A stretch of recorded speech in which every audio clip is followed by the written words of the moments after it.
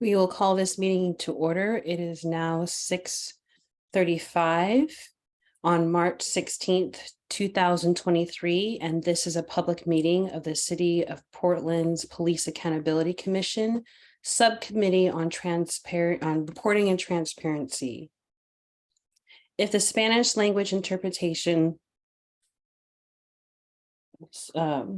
interpreters Valeria or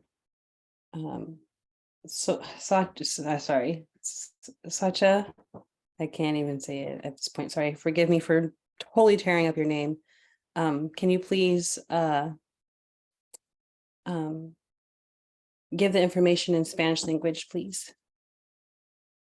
Sasha, thank you. Sasha.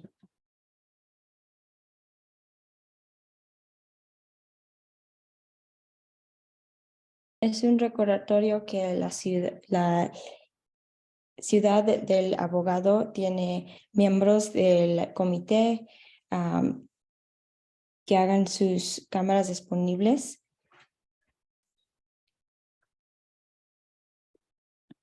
Okay. Thank you. Thank you. The city. Oh. I apologize, I was not finished. Si gusta que su cámara que esté apagada está bien, pero si es posible que su cámara esté prendida, asegúrese que no esté bloqueada, por ejemplo, por un papel o un pedazo de tape, está bien. También si quiere para que pueda enseñar a la audiencia que está aquí. Okay. Thank you very much. The city also offers ASL interpretation, which is being supported by Dennis and Maria today. Please pin their video feed to see their interpretation throughout the meeting. The closed captioning is turned on in Zoom as another means of assistance. Please note that this is an automatic captioning service and is not always accurate. The city supports access to meetings of the Police Accountability Commission and can provide other language support as well. Please email in advance of future public meetings, either as a response to public meetings notice or directly to policeaccountability@portlandoregon.gov to ask for other access assistance, including interpretation into other languages. This meeting is a public meeting subject to City of Portland's Administrative Code and Oregon state law and is being recorded. For this meeting, the chat function is enabled for commission members to communicate with each other. Members of the public will be able to ask questions using Zoom's Q&A feature. As the commissioners are presenting and or discussing things, if attendees have questions, please feel free to submit them through the Q&A. We hope to use this feature to help guide our conversation during the meetings and future meetings and agenda topics. We like to be clear that not all questions will be answered during the meeting, but if both the question and the answer, but if the question is asked and answered, it will be visible to you and will be part of the public meetings record. To access the feature, just click on the Q&A in the middle of the screen. I'll now pass it on to our co-chairs for the land acknowledgement. Thank you. Hi, Amity. My name is Connie Wan. I'm co-chair of this subcommittee. I use she, her pronouns, and I will now read the land acknowledgement. We acknowledge that the rivers, lakes, streams, and lands of the lower Willamette River rest upon the occupied territories of the Multnomah, Wasco, Cowlitz, Cathlamet, Clackamas, Chinook, Tualatin, Kalapuya, Molalla, and many other tribes. We recognize the many villages, traditions, cultures, and relationships that existed along the river since time immemorial. We recognize these tribes stewarded these lands and rivers since time immemorial for future generations. We recognize and undertake responsibility for the destruction of the river and land and of traditional food sources, sacred places, and multifaceted ways of life. We acknowledge the economic and social values that enabled the harm to the river, including systemic racism, classism, and other systems of oppression that perpetuated harm against Black, Indigenous, and immigrant communities along the river. With this acknowledgement, we commit to honoring and learning from the past and working towards a more equitable and sustainable future for the lower Willamette River. We commit to seeking solutions that acknowledge the inequities of past socioeconomic policies and the harm done to people and our relationships to these lands and waters. And with that, I will turn it back to the facilitator. Thank you, Commissioner. We'll just go to our community agreements. Please take a moment to read these agreements. There are 2 pages, so this is our first.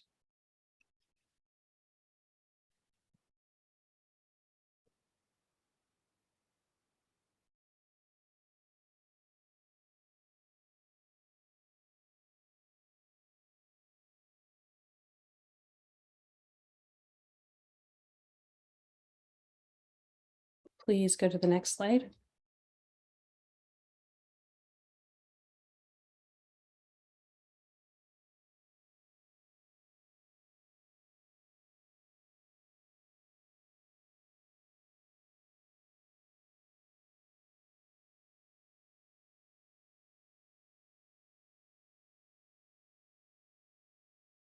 Do we all commit to follow the community agreements for today's meeting and gently calling in our colleagues and collaborators if needed? A show of hands, fingers, thumbs up. Fabulous. Thank you. I will now pass it over to the co-chairs to discuss the timeline. Hello, everybody. I'm Debbie Iona. I'm one of the Police Accountability Commissioners and a co-chair of this subcommittee. She, her pronouns. So this meeting is a part of the Police Accountability Commission's structure and details phase of work, which focuses on the form of the new system.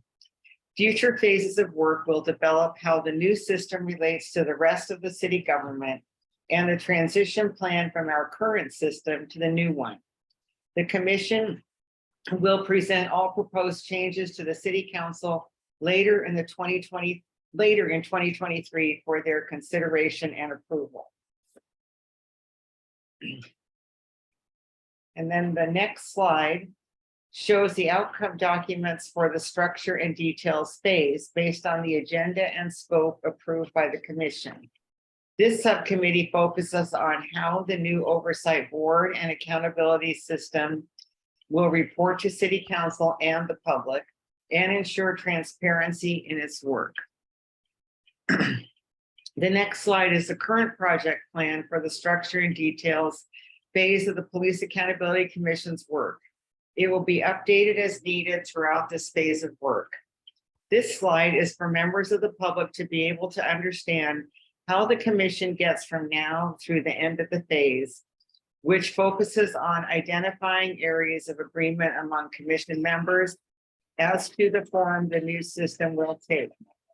Today's meeting is part of the gold box with the red border near the bottom of the screen. Following today, here are the upcoming meetings of the PAC. We'd like to highlight the subcommittee's next meeting date will be next Thursday, March 23rd. The next full commission meeting is Thursday, March 30. There's an open PAC committee forum midday on Wednesday, March 22nd at Concourse Coffee, just east of the Burnside Bridge in the Kearns neighborhood. Thank you. I'll turn it back to you, Ayumide. Thank you. Let's see. Oh, are you sure? Who knows? Turning it back to you because we're talking about today's meeting. I saw you, the facilitator thing, and I went, oh, I'm done, but okay, I see. Scroll a little more. Here it is. Today's meeting agenda includes time for members of this subcommittee to report back on what they've learned and developed since the meeting on March 6th. After that, co-chairs will explain the document so far, and then there will be open discussion on the draft PAC areas of agreement on reporting and transparency. There will also be public comment. A decision on this document is not expected today, but will ideally happen next Thursday, March 23rd. Okay. Thank you, Commissioner. We'll now let each member of the subcommittee talk about anything they've learned or researched through the last meet today, from today to the last meeting. So March 6th through today. We will end with the co-chairs today. So I guess that would be Christian. We'll have you discuss a little bit of what you found during our 2-week break. Sure. That sounds great. I was totally prepared. Yeah, I mean, I just went through all the documents that we had reviewed last time and picked out the stuff that might go in the council reports. I also highlighted a couple things that we didn't cover and that were highlighted for another subcommittee, but I thought they might be worth mentioning.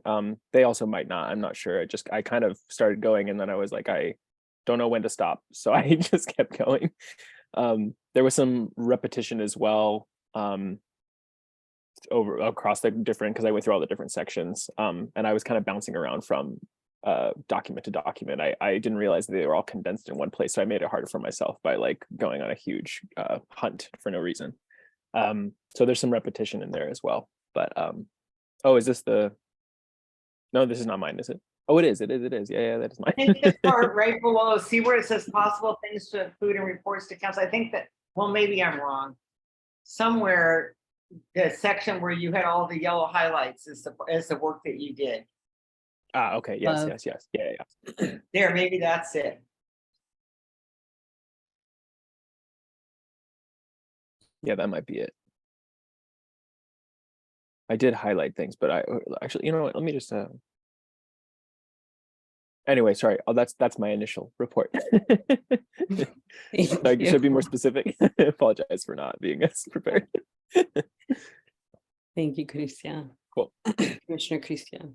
I guess then it's Commissioner Iona. Would you like to go first? Sure. So during the break, just want to make sure, since Commissioner Faith isn't here, just want to make sure that to note the fact that she turned in information on dashboards, data, making language accessible to people, which we will read through when we start back at the beginning of the document.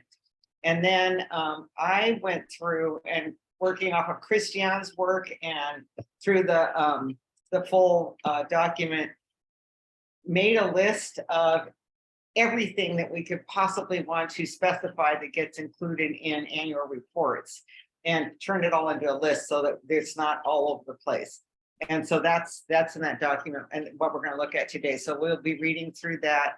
And I also later down at the very bottom, I still kept the excerpts because I looked at Seattle, Oakland, and Denver and actually copied out the sections from their code that that tells you how they specify what goes in their annual reports.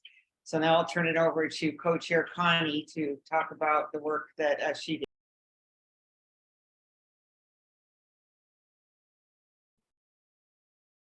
Hi, will we be screen sharing that work or should I just pull it up separately? Oh, okay, great. Let me make it bigger so that I can read it.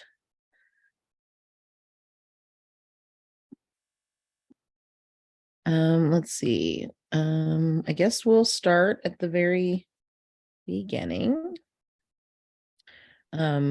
With, I guess, yeah, I'm not entirely clear where we should start. I guess we'll start with the raw data or the accessibility. Or did you want to give a quick explanation, Co-Chair Connie, kind of about how you took that full thing and took a lot of the extraneous stuff out and left behind the highlighted stuff, just so people know what we did. And then we can go back and talk about everything in detail. Sure. So our last meeting, we thanks to my co-chair, Debbie Iona, she pulled many portions from other sources, like she said, Seattle, Denver, other locations, and sort of put them into, one document that we went through as a subcommittee and highlighted specific areas that we felt were important to carry over to this conversation today. The work that we did in between was to just sort of scrub this document that you're looking at of anything that wasn't quite relating to or providing context to any of the highlighted areas. So today the goal is to go through the highlighted areas and recognize any redundancies, create any efficiencies in communication and statements so that what we come out with is sort of one working document that we'll be able to review with our greater commission.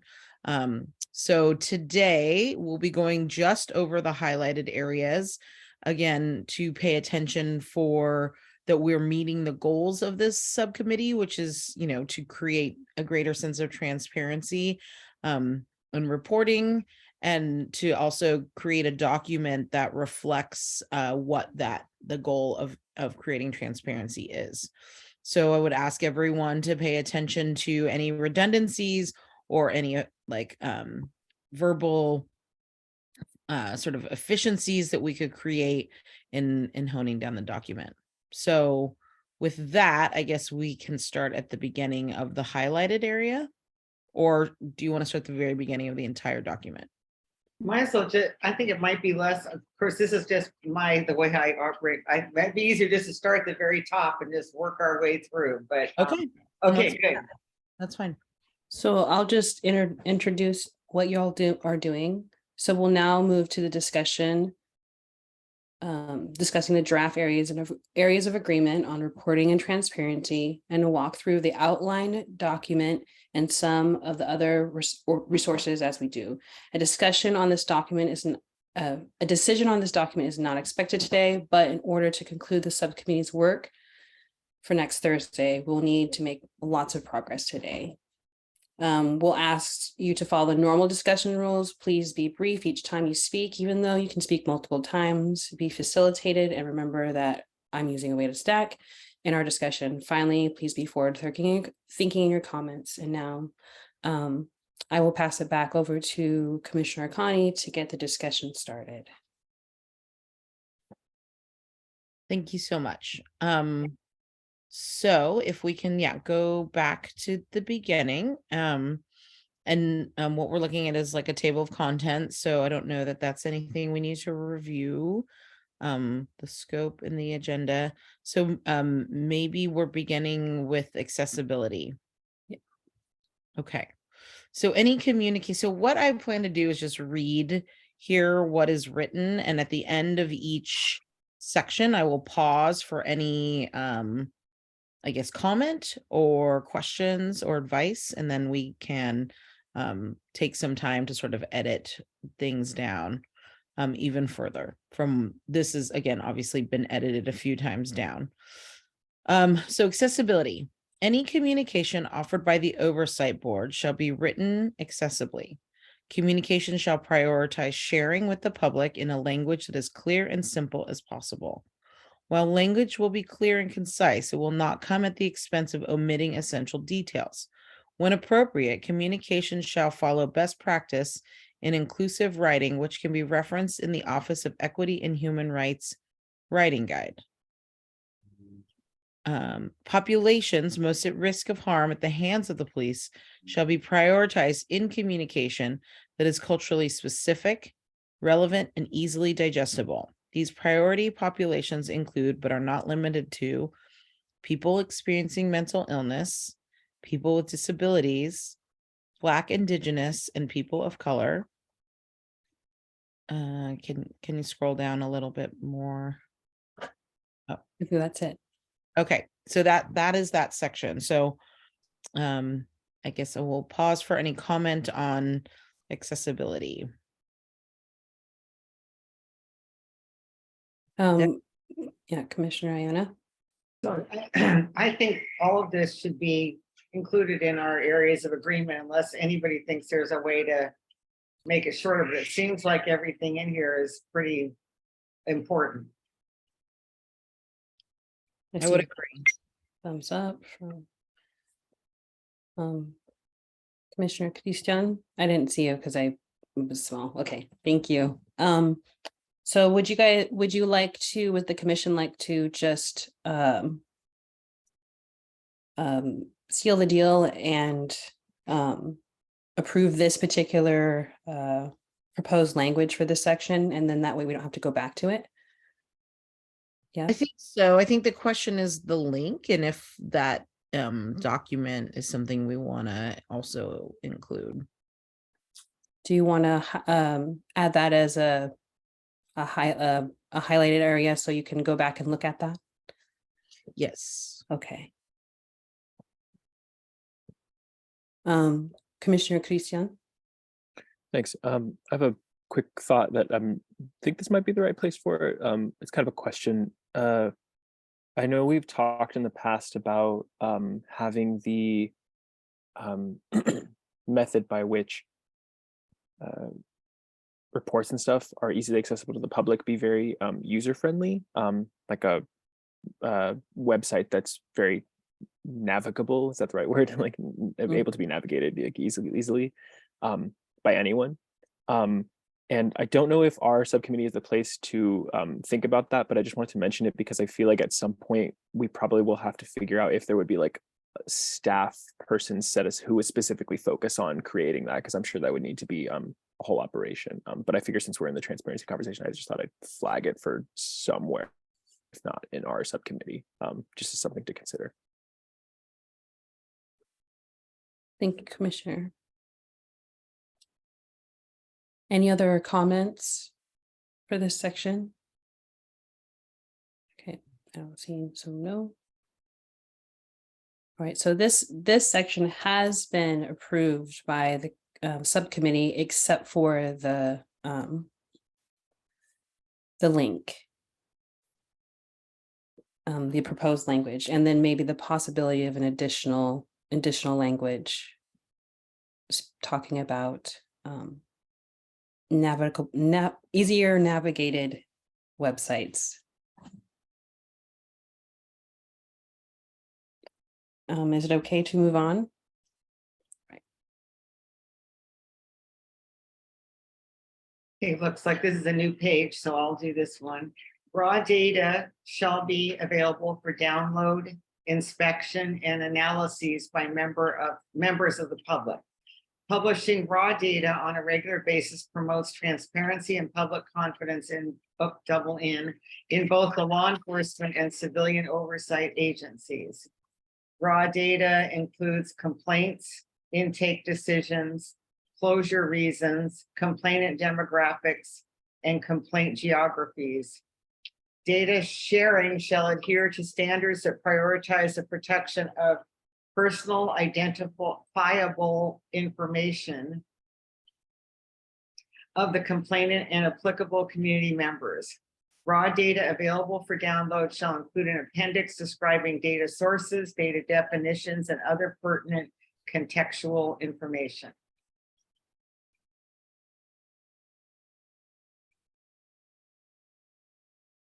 Any questions or comments about this particular section? Anything that anyone might want to add or take away?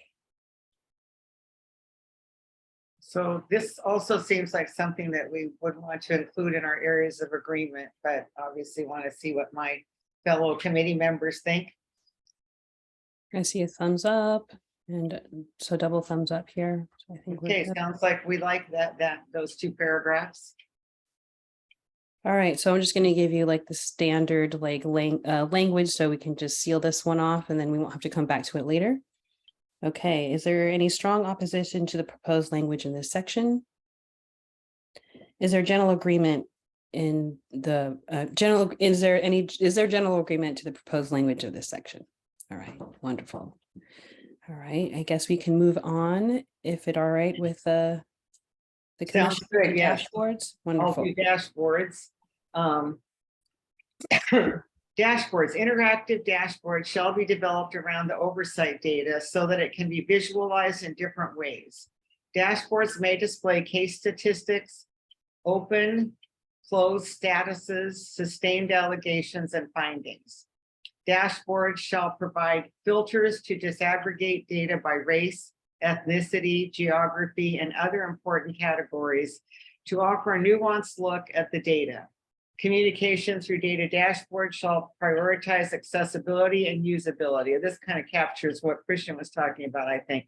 When applicable, the board and/or staff shall provide technical assistance, trainings, and webinars to help understand the data. And then that's just a little note I put in there.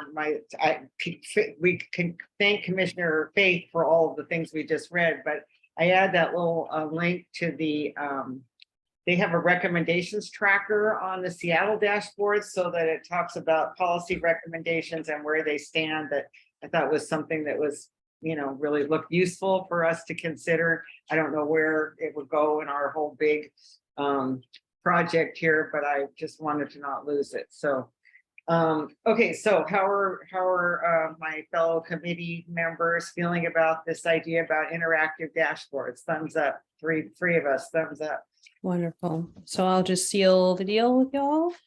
Is there any strong opposition to the proposed language in this section? Is there general agreement to the proposed language in this section? Okay, I think we're good. And do you want to make a note about this particular link as well, about finding where it would properly go, Commissioner Iona? Yes, please.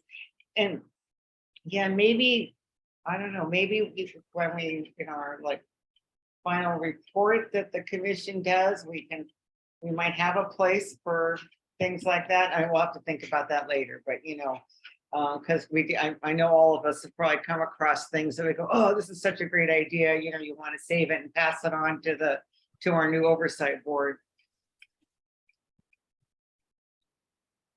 Thank you. Okay, and I think we're still on the same page. Okay, so this is me until the line comes up. So annual reports, options for required contents to be included in city code.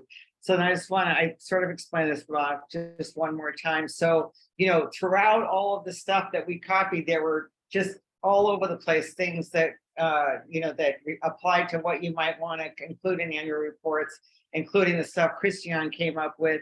So I went through and all the stuff we had, and then I've got the city codes from Denver, Seattle, and Oakland, and just picked out every single thing that they mentioned to that you might want to include in an annual report. And then put them in just this one list so we don't have to look at them scattered all throughout the written information. So that's explains that. And then Commissioner Connie, it's all yours now. I see a page break here. So the full published annual report plus executive summary, that's what this is taken from. So the overview of the accountability system, mission, vision, and values and organizational structure. So the oversight board, the duties and powers of the oversight board, a message from the board chair, a member biographies. So I think these are the things that we're seeking to be included in the oversight board. Yeah, these are ideas, right? And then so this would almost be like the table of contents, just kind of all the things that we should decide whether or not we think the code should tell the new oversight board and staff, this is what has to go in your reporting. Does that make sense? Some stuff we might not want in there. I wrote down everything I could find. So yeah, so we should think about, is this what we want our report to look like? With the kind of, how does the accountability system work? What are the vision, mission, and values? What's the structure? And then moving into the character of the oversight board. What is it that they're supposed to do? And then so forth. Yeah, so sorry, I didn't mean to butt in. I just go ahead, Connie. I'm sorry. No, why don't you go ahead? Would you rather have me do this since I'm the one who did all this work? Okay, then we'll have you take over after that. Good. Okay, so as I said, so I went through and found all this stuff. So here are ideas of what kind of contents we could consider saying need to be included in an annual report. And the question is do we want an annual report and then do we want to require quarterly reports, or do we just want to require an annual report? We should think about that a little bit. But then as far as the contents go, you know, you would start off, and that just before this, there's the thing with the mission, the values, and the structure, and then a whole section on the board itself. So you could talk about the duties and powers, a message from the board chair, or if they don't have a chair, or whatever their leadership structure is, member biographies, board activities. So yeah, what did they do all year? Summary of any work that their committees did, any policy recommendations they made, related to policies and practices, collective bargaining agreements, city ordinances, state law, and their status, outcomes, status of any previous, great, we want to know what happened to any of the previous recommendations, and for any that have not been implemented, the reasons. So kind of have a chart that lays all that out. And then analysis of closed cases for policy implications could also be included in this section. So I think maybe what we want to do then is just focus on this little section right here and think about, is this what we think our code should require to be in the reports? Anything that we should add or anything we should subtract?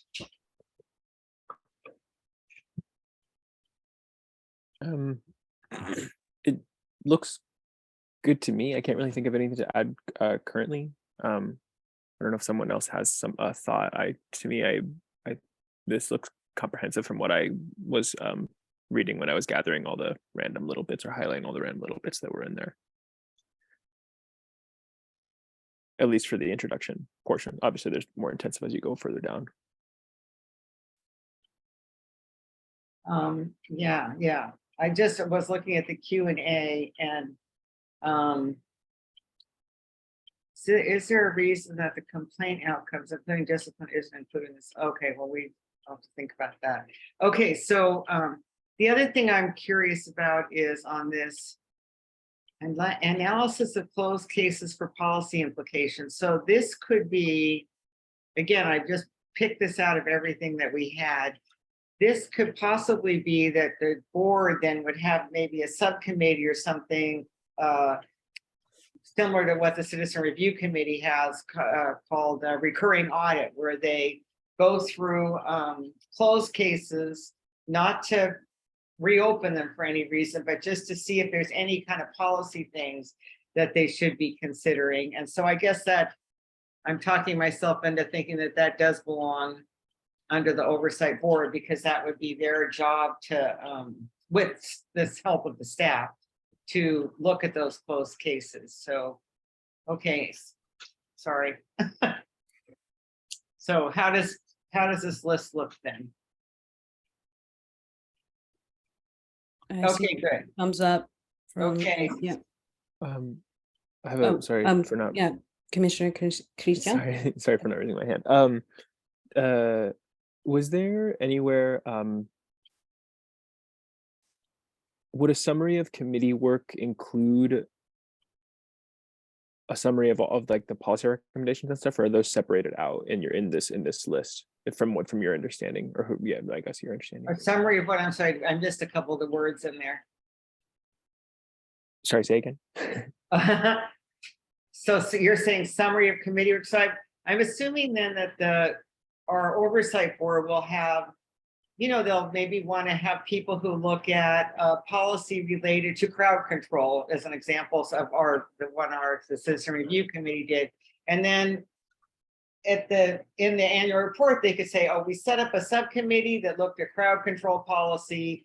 This is what we did. This is what we decided. And here's a copy, here's a link to the full report that we did. So you would kind of have a little synopsis of any kind of subcommittees they had and what kind of issues that they discussed and studied. Gotcha. Okay. Cool. So it seems like that this would be a good place to put that, because it's kind of a report on what they accomplished during the whole year. And that would be, you know, that would be a good place to put it. Okay, Any other questions or comments? Does everybody like this language? Seems to be, I saw thumbs up initially, but I just wanted to, okay. So I just want to clarify, so is this language that you would be putting in the document itself? So should we just seal this one as well? Okay, so is there any opposition to the proposed language in this section? Okay, is there general agreement to the proposed language in this particular section? Okay, great. Thank you so much, commissioners. I'm going to move on to agency. okay, so then next year, you're gonna have the director and the staff. And so then another section of the annual report would contain the message from the executive director, a description of the agency mission, authority, purpose, activity, and accomplishments, a list of who actually is the agency staff. So you could, you know, have people's names and titles. So you know who's been working there in that last year. And then sometimes the agency will make policy recommendations. And so they would also have a whole section on recommendations that came out of the agency. And I think in the earlier thing that the vision is, though, that if the agency decides to work on policy issues, it would be done in consultation with the board. And then whether or not, you know, what the status of any recommendations are, what's been implemented, why not?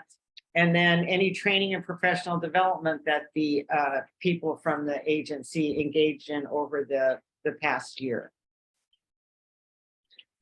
So any thoughts about anything that should be in or added to this list or removed?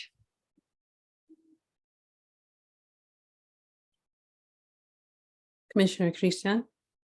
Thanks. Could you just clarify? I think I'm unclear as to how this is different from, or in what way this is different from the oversight list, because the one list under oversight. Because Okay, so the first part, the board is the community volunteers who are on the board. So they're not, I mean, if they get paid, it's not like they're a job. It's their, I mean, it's a volunteer job. Oh, is it like staff More or less. versus us, basically? Yeah, and then Oh, gotcha. agency Okay, cool. talks about the guy that, you know, the person who they Gotcha. hire, you know, who runs the show and gets a salary and everything. And then all the staff members, the investigators, the outreach people, you know, there'll be a whole team of people who are paid employees who Right. are doing the, yeah, so that's the difference is Gotcha. you want to, Okay. yeah, you want to talk about what both sides of the organization have Yeah, done. that makes perfect Yeah, sense. Yeah, okay, I think good. that lot lost for me. I think No, so adding- I appreciate the addition of staff there. Yeah, that adding clears it staff up. helps, Yeah, right?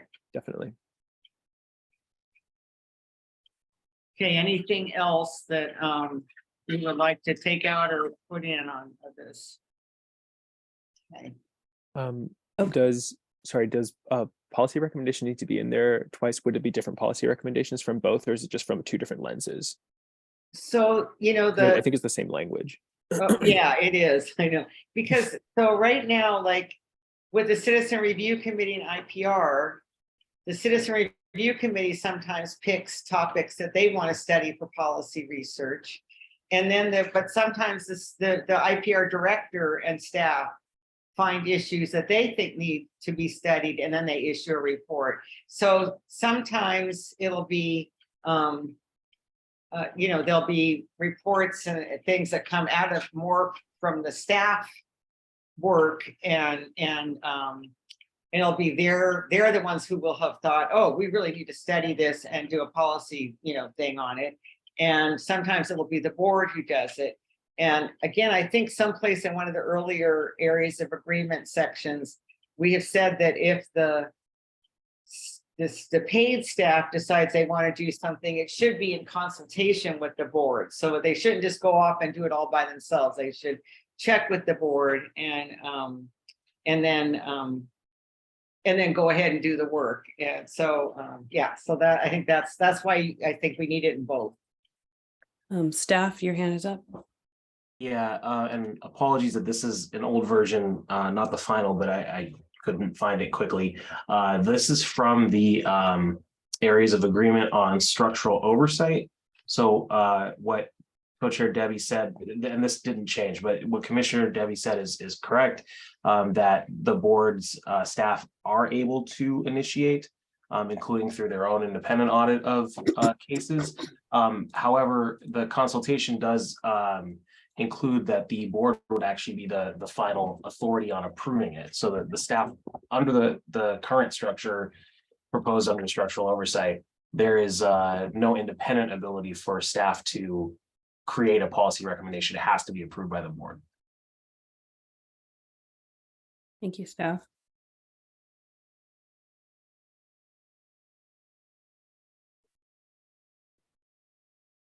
Yes, thank you for finding that, Samir, so quickly. Good thing you have these things memorized since I don't. Okay, so now if we, when you So, have a chance, go back to that. Yes, yeah, here, sorry, yeah. So, is there a general agreement to change or add the additional word staff to the title? Because it's in there, it's highlighted. Yep, fingers, yes, okay. I first should have asked, is there general opposition to adding the word staff to that? And I saw there isn't. Is there general agreement? I saw hands waving. All right, so we're good to go. And now just the overall document or the overall section, I'm gonna go. Is there general agreement, or excuse me, is there any strong opposition to the proposed language in this section? Okay. Connie? Okay. Is there general agreement to the proposed language in this section? Okay, great. All right, can we move on? Okay, so then the next, I don't think these are probably as organized, quite not that that was well perfectly organized ahead above, but we'll see how this goes. So then the next section would talk about the complaint system. And these are the topics it would cover in your annual report. Processes, procedures, and definitions relevant to the agency's work, such as how complaints are processed and adjudicated, stages of complaint handling, complaints by year, quarter, allegations by unit and type, employees named in complaints. Now that's one I don't know, if that's going to be possible, but I listed it. Some jurisdiction does that. I don't remember which one. Information regarding uniformed personnel who were the subject of multiple complaints, complainants who filed multiple complaints, and issues that were raised by multiple complaints. And so that's another way. When I copied that out, I wasn't sure about whether, unless it's all genericized, which because I think, like, I don't know if you'd want to name, for example, complainants who filed a lot of complaints, but if it might be just interesting to have like a sort of an aggregate thing of, we had 5 people who filed 10 or more complaints in a year. Might just be an interesting bit to think about, but I personally don't think we should be naming names in that regard. And then the next one is the number of named employees who have received 2 or more sustained complaints within a year. And again, I'm not sure what our policy is going to be on naming employees. Cases, allegations, officer and complainant demographics disaggregated by geographic area. And so that's something that I would say the IPR kind of does. So that's already sort of part of the process. What investigations, like how many full, how many expedited, et cetera. So you want to have all of that laid out. Findings and overturned findings, discipline imposed, the number and percentage of cases that were appealed or grieved, and the number and percentage of these cases in which findings and or discipline determinations were changed, and the nature of those changes. the number and percentage of all complaints handled directly by frontline supervisors referred for supervisor action, management action, training, or alternative resolution. The number of times a department employee failed to comply with the agency's request for an interview or for the production of documents, and the number of times a department sworn employee failed to comply with a valid subpoena, and whether discipline was imposed for any such non-compliance. The number, nature, and settlement amount of civil suits against Portland Police Bureau officers, regardless of whether the city is a defendant in the litigation. So that came up at City Council yesterday, and it's actually in the settlement agreement. So that's one that we want to keep for sure. Timeliness of complaint resolution, redacted case summaries, board actions by case number, date, and findings, trends related to member history and complaint type, as well as frequency, consistency, and adequacy of discipline imposed, overall patterns and trends, death cases, mediations.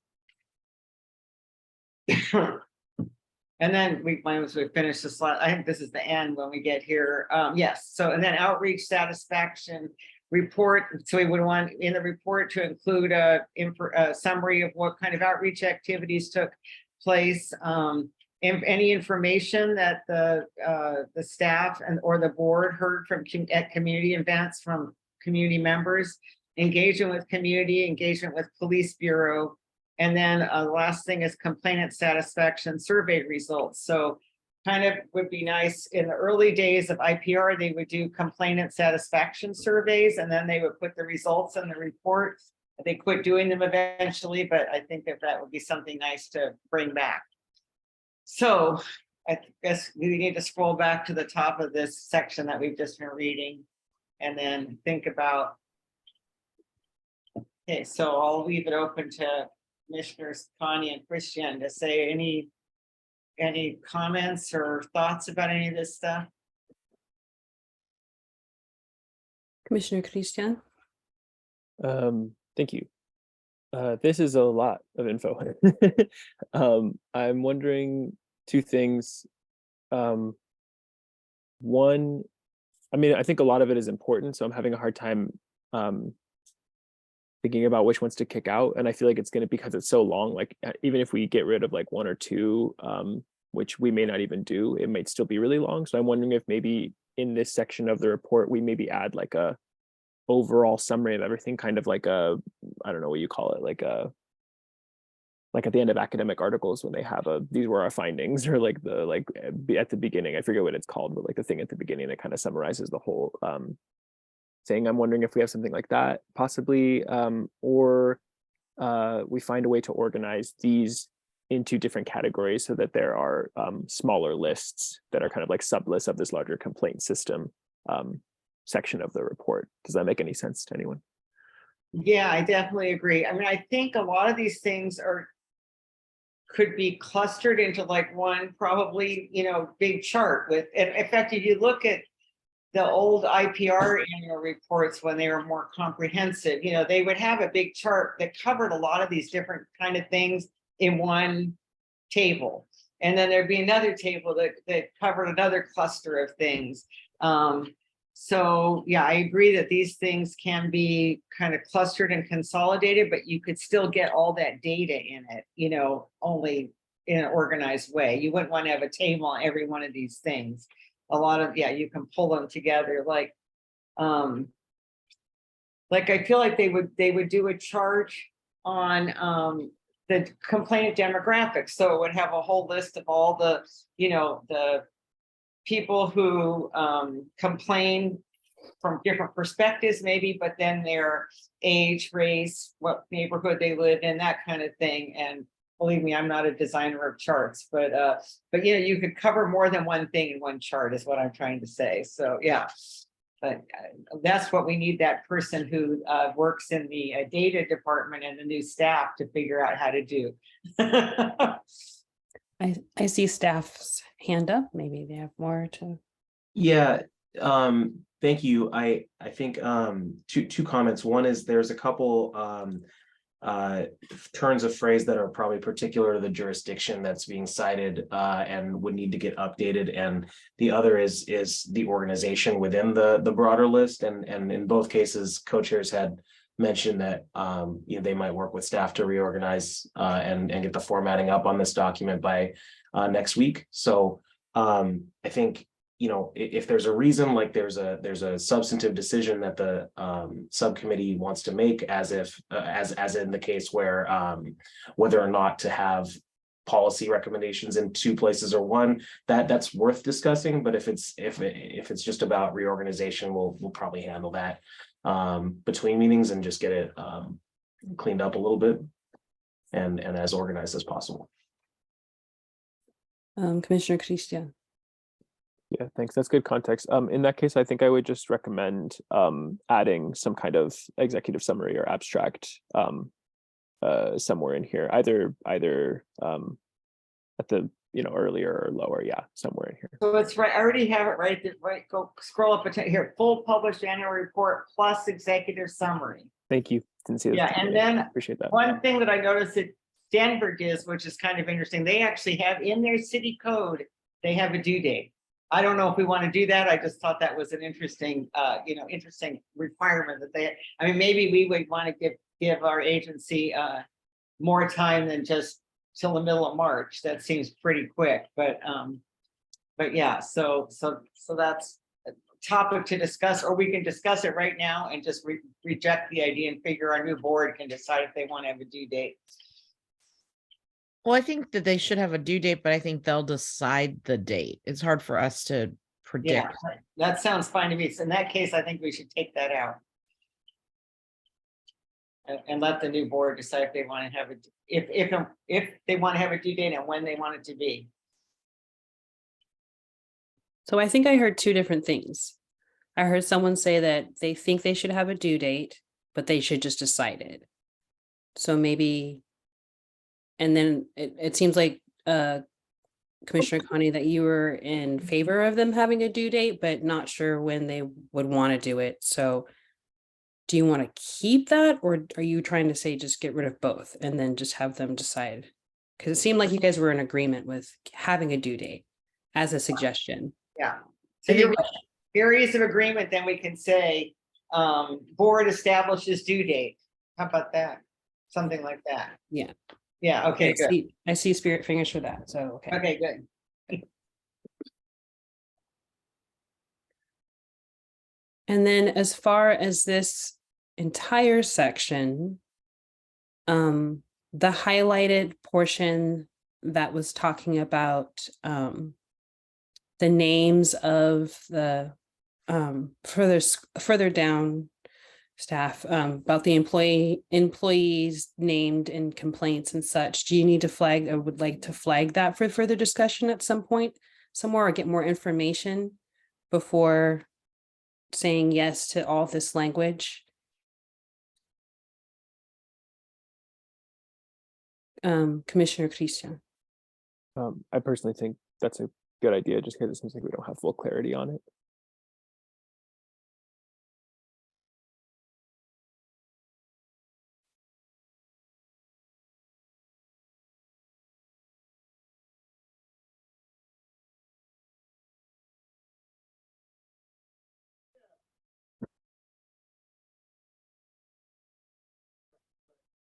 Commissioner Iona. So, yeah, and then maybe on these things where we have the whether or not the police officers or whether we use their names. Yeah, that was there.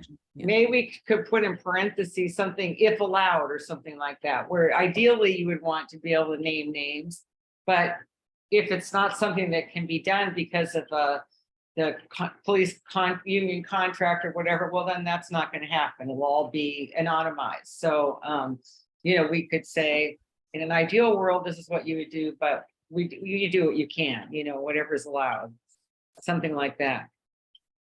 I definitely think like this thing about IPR, and maybe they still do this, they would have a chart that told you how many police officers had more than so many complaints. So you knew that maybe there were 2 officers during that period who during that year had 8 complaints, or 8, and then 3 of them had 7 complaints. So you kind of knew how many officers, that it was kind of a small number of officers that had a lot of complaints. And then, then you went down, and then the larger numbers had fewer complaints. But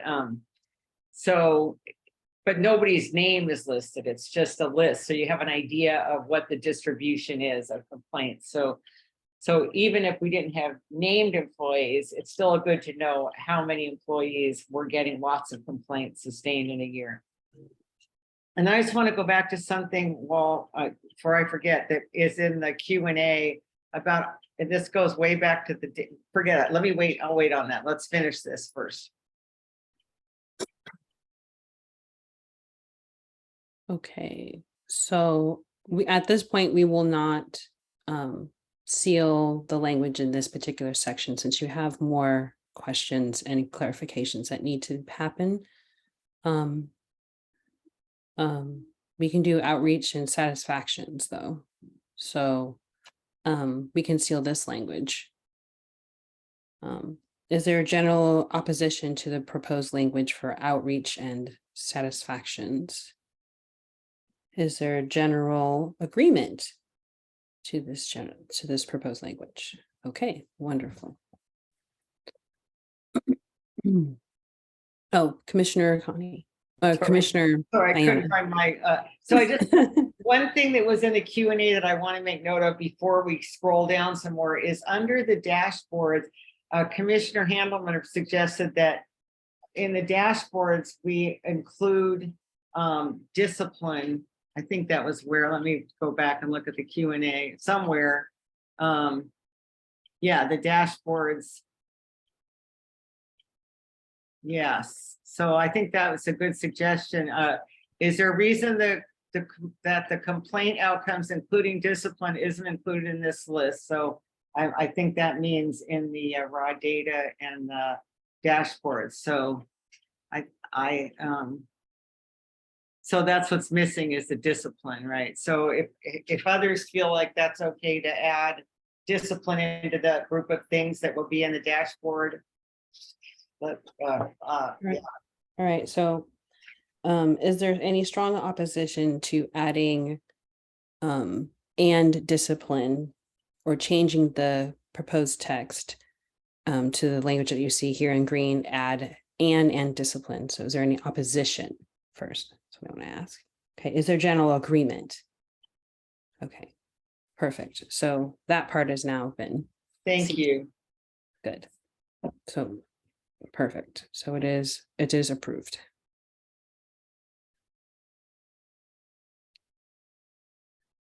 Okay. I think, are we done with this particular section? Or page, or staff? Yeah, there's in the raw data section, also from the same Q&A. Oh, I see it now. I see that you had one of one down and you moved. Okay, so let's do that one. No. This is not what's showing on the screen. I'm talking about in the Q&A. There's also that findings, although they're listed here, are not listed up here under raw data.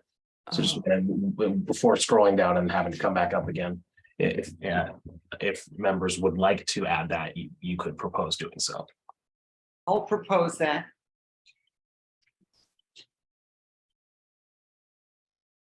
Okay.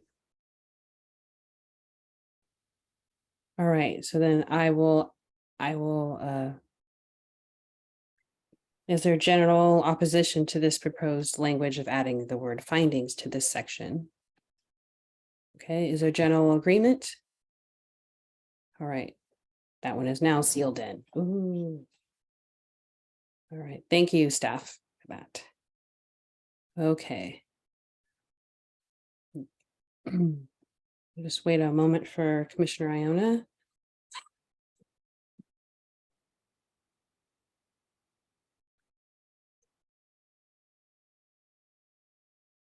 Sorry, I just wanted to get some more water. Commissioner Connie's going to take over from this point on, or not to the end, but for a while. Yes. All right, Commissioner Connie. So the report on complaint activities. So this is, I believe, taken from IPR because that's why they're listed here. IPR shall track and report on the disposition of complaints to the public. IAD and the chief and the council and the monitor and report measures of activity and performance of IAD and IPR. IPR will also monitor and track trends related to member history and complaint type, as well as frequency, consistency, and adequacy of discipline imposed.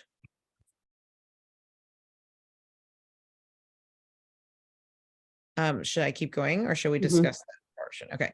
Policy change recommendations shall be published for public review. So that feels separate from the first part, but I guess I can keep going. Outreach, IPR will widely distribute the complaint forms in languages and formats accessible to citizens, educate them on the importance of reporting complaints, and hold public meetings to hear general concerns about police services. I think that's a good stopping point. Right there, Okay. Commissioner Connie. So this is where you all would discuss and see if this is something that you're interested in keeping or if it belongs somewhere else.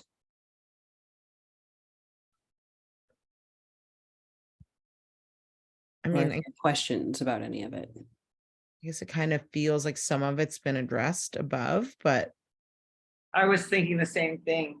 Commissioner Christian, you had your hand raised. Yeah, I agree. I think some of it's been addressed above. I feel like I might be misremembering. So if I am, someone remind me if something I'm about to say has already been addressed. But I think, well, I guess, yeah, maybe. Well, I'll just say what I was going to say. But now I'm like, maybe it was addressed actually. I was going to say the section on monitoring and tracking trends related to member history. The tracking bit, I don't think that language wasn't used above. I think we were just, the report just was supposed to include members, but the tracking actual trends wasn't up there. So I don't know if that'd be something we'd want to pull. I'm just trying to look at things that maybe haven't been said already. Policy change recommendations obviously was already recommended. And then I think outreach we already have up there as well. Maybe not quite in the same language. I don't know if there's any language we want to pull specifically. But the only big one was the tracking, I think. Commissioner Iona. I think it might be worth keeping in the areas of agreement because the thing about distributing complaint forms in various languages and formats, although the accessibility and stuff was really kind of covered in that very first whole section we talked about, but then also to, you know, I guess that's part of outreach. I'm trying to decide if there's something different about the way we described outreach in that list versus the educating people on the importance of reporting complaints. That's just something they should be doing in their outreach. So maybe we should keep it in the areas of agreement just because there's more description in this, where that list above was more things that we'll want to have included in the code that tell the required contents of the annual report, where you wouldn't want to write a big old long thing like this. So I don't know, I think I might keep this anyway, even though there is some repetition on the outreach section anyway. I saw a thumbs up from Commissioner Christian. Any comments from you, Commissioner Connie?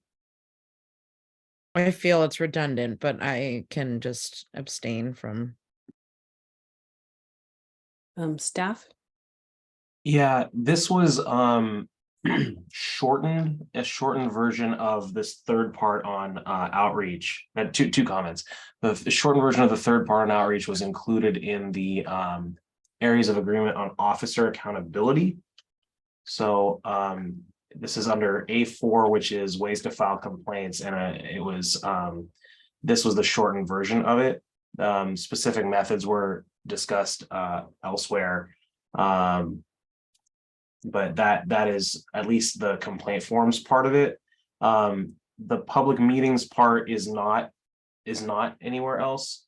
and the educate them on the importance of reporting complaints is potentially under discussion from the oversight staff subcommittee, but may also make sense here. And then the other note is there's nothing this is a term that is not defined in the text here, but in the first of those 3 paragraphs, there's nothing up above yet related to the term adequacy of discipline imposed. That implies a sort of subjectivity to it that may or may not be appropriate in a scenario where the board itself is determining the discipline imposed. Thank you.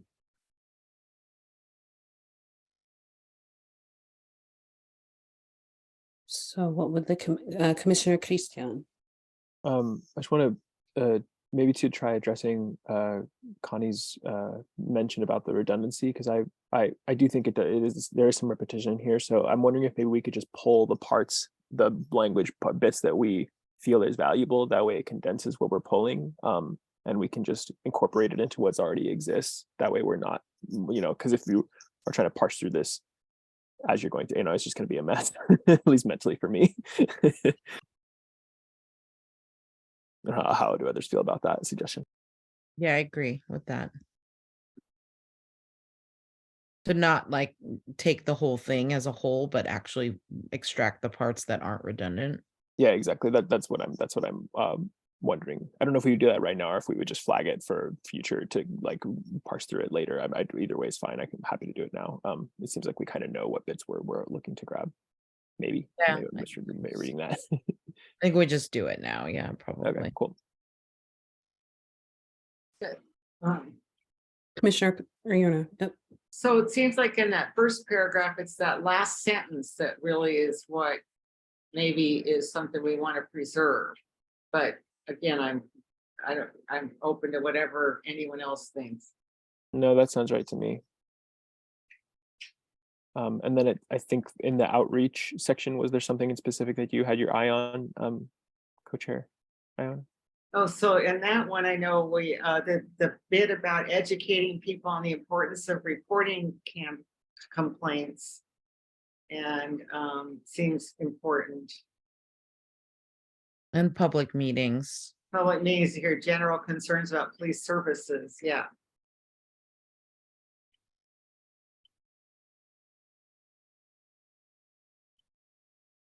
Yeah, and I feel like, yeah, we already covered that first part of outreach about we've already covered the bit about distributing the forums, and then also the languages and formats accessible. We already got above. So I feel like, yeah, we can get rid of that.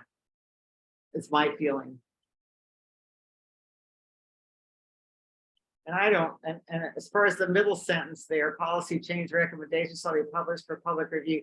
I would say that's a given, and it definitely pretty clear in everything that we've done so far. So it seems like we could maybe get rid of that too.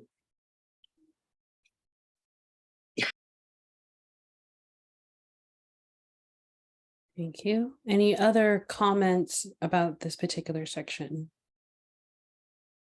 Okay, can we move on then? I want to give y'all a break in 2 minutes, so we'll just do this portion and then we'll take a break for 15 minutes. IPR shall issue reports on an annual basis, identifying policy-related issues or quality of investigation issues that could be improved. So the annual thing, I think we've addressed many times. But I guess the quality.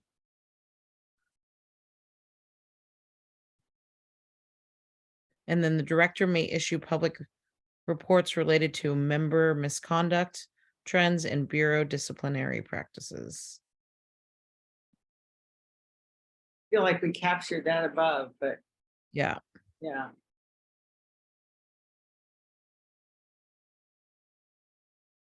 So is there any part of this section you want to keep? I just want to make sure that we're getting the right parts highlighted.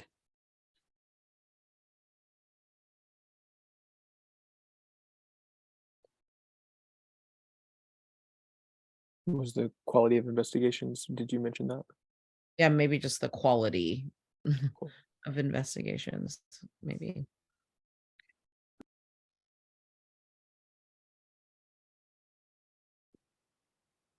Okay, is there any other comments in this section? Okay, we're gonna move on to our break. So it's 7:45 and we'll see you back at 8. Thank you. Let's see, get the, there we go. Commissioner Connie. Just want to make sure you're back as well. Yeah, I'm just eating, but yeah, I'm back. All right, Commissioner Iona, you had your hand raised. I just want to go back to something that we just did about IPR and reports. Oh, good. It's mentioned in the Q&A, and it's about the OIR, the reviews of shootings and deaths in custody. See this sentence right here where it says IPR shall issue reports on an annual basis, identifying any policy related. I think, let me check because I went back and found an earlier version. Okay, so that is letter L on the full document. And I think we need to keep the sentences around it and not just the purple sentence, because it relates to the OIR reports about shootings and deaths in custody. And so it's a lot more than just capturing the information about writing a generic report. This is specific to the shootings reports.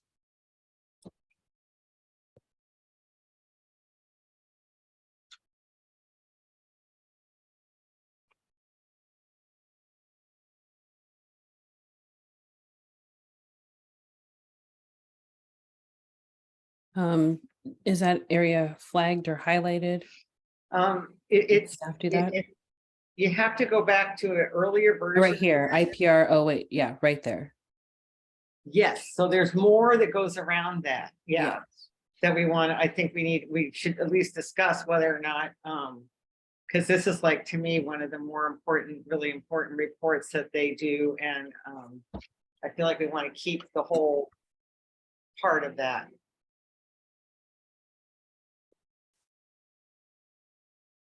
Well, not all, maybe we don't need the part about probably the director and the citizen review committee because they won't be around, but at least the director and board maybe shall address any policy related or quality of investigation issues. But yeah, we want to make sure to keep the shootings and deaths in custody section of that.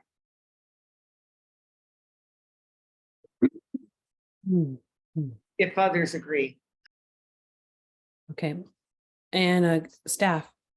So just a clarification question, is your intention, Co-Chair Debbie, then that second sentence be policy or quality of investigation issues specific to officer involved shootings and deaths in custody, keeping the scope of that narrower, or because it's not explicitly stated right now how that works?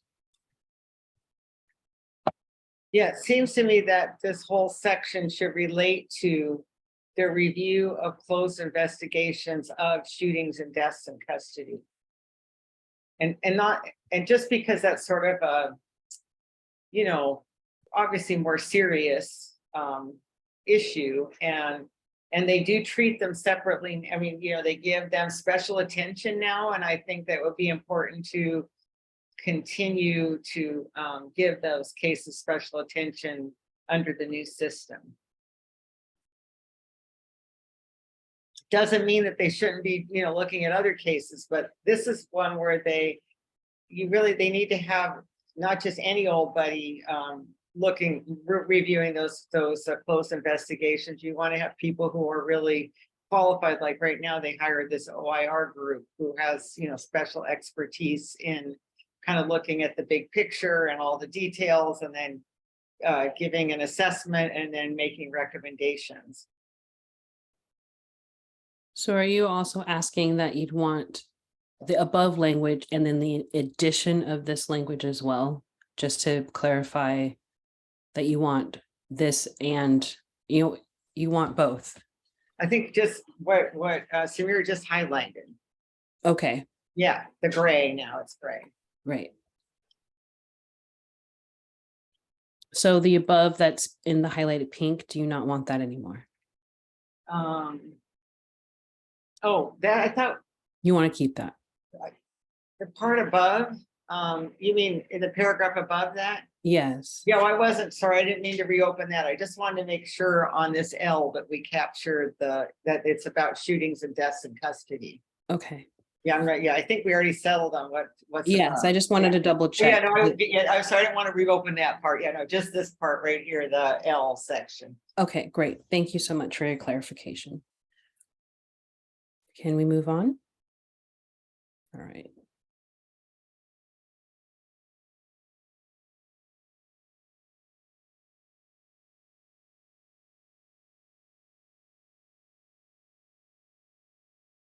So who would like to start off with reading between the co-chairs? I think I just finished, so.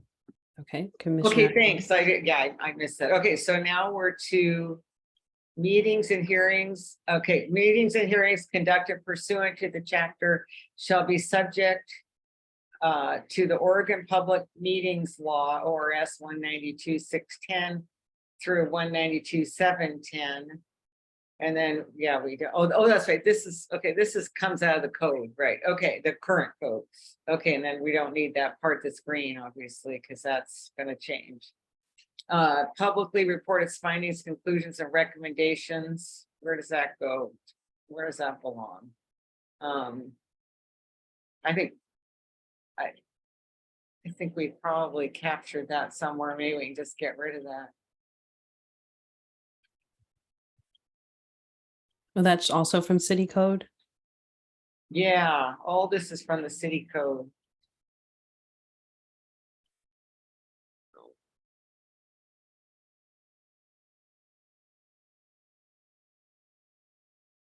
Oh, good. There, that makes Yeah. more sense now. Thank you.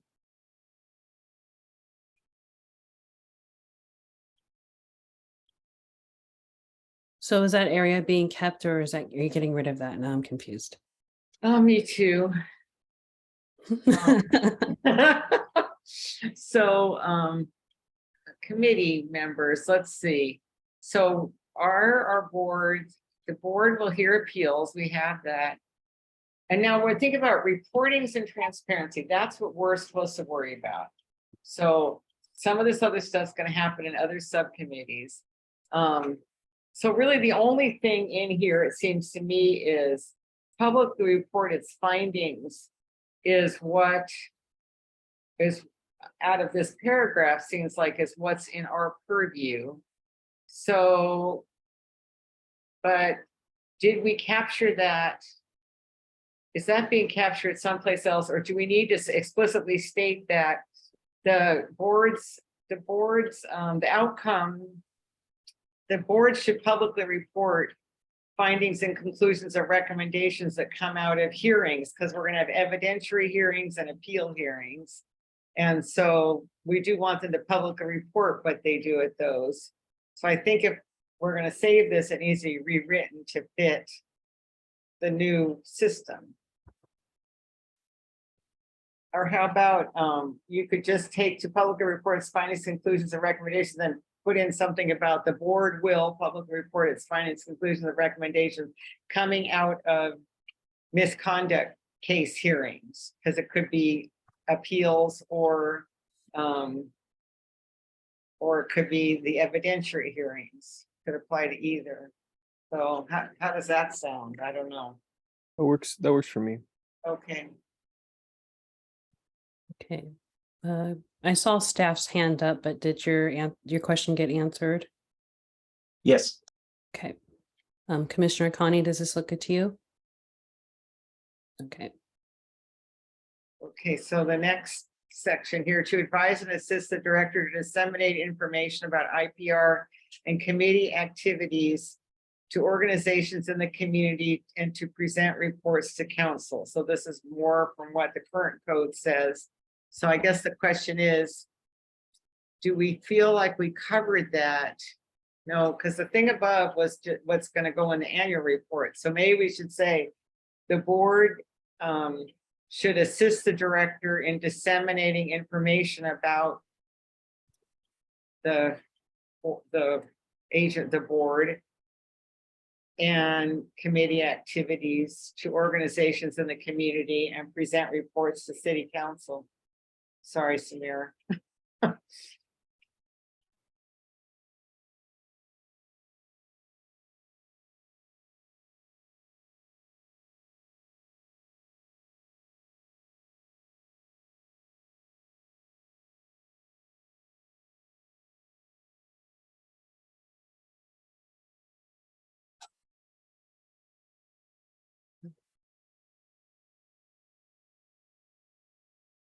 Yes, good.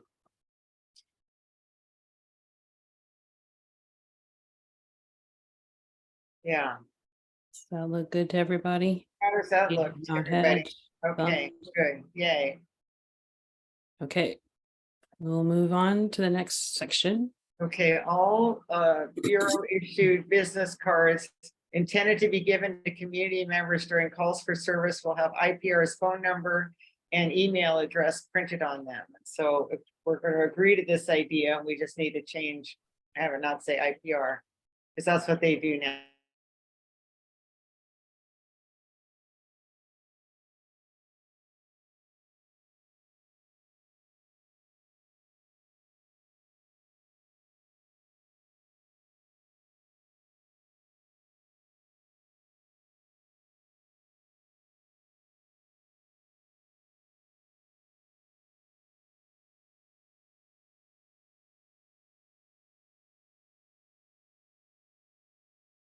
Comply with applicable collective bargaining agreements or the disclosure of records is directed by the district attorney.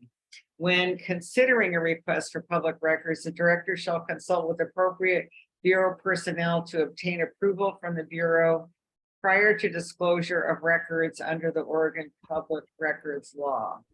So like, there's already comments over there. What do they say?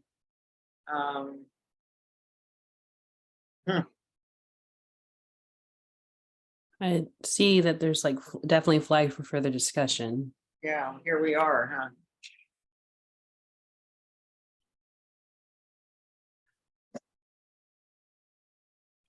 So what do others think about? I mean, seems like the agency would have to follow.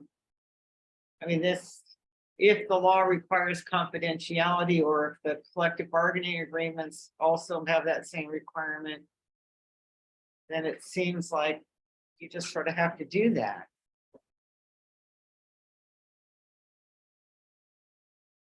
Yeah, I'm a little. I see. I would agree with you. I think that's what it seems like. I'm just like I don't know if I've. Yeah. We can't make everything totally I transparent. know. Yeah, that's why I'm like. Yeah. I guess we have to keep it in then. I Yeah. mean, Right. if the law doesn't allow it, you know, so I mean, maybe this just needs to be one of our areas of agreement because it's sort of required. And it addresses the idea of transparency so that there are limitations. It seemed like it was flagged by CMOB last time, Oh, okay. to see if they could get more information. Maybe That's see for legal request for legal information. Yeah. Okay, maybe we should save this then for when next time CMOB's here.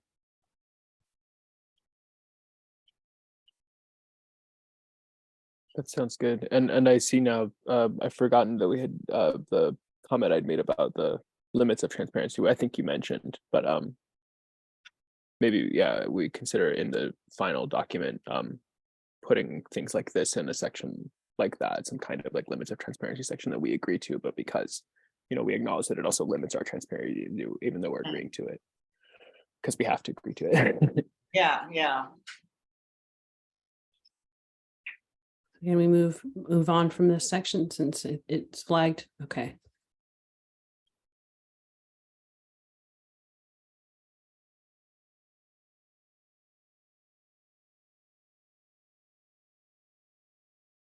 Okay, the director shall develop a data system to track all complaints received, develop monthly reports to inform internal affairs and the chief regarding internal affairs workload and performance, and inform complainants and members regarding the status of their complaints and appeals. So in this, It looks like the red has been addressed in officer accountability. oh, good. Okay, so maybe we don't need to worry about this because really, I mean, internal affairs will be sort of minimized if the things work out the way we're planning.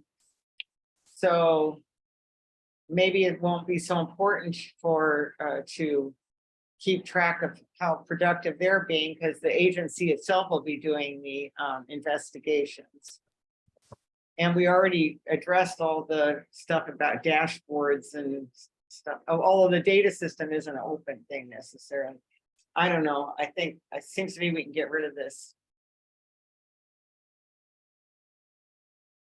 That's my instinct as well. I don't know Oh, if Connie good. feels Okay. differently, yeah. I see nods of heads, yes. Good, good. Okay, so next purple thing, and then I'll turn it over to co-chair Connie. The director shall work with the committee to develop quarterly and annual summary reports for the chief, commissioner in charge of the bureau, council, and public on IPR and IAD activities, policy recommendations, and bureau follow through on recommendations. The report may include analysis of closed files which were not appealed, but it is not the intent that the files be reopened. Okay, I think we covered most of this above, didn't we? me too. Yay. Okay, good.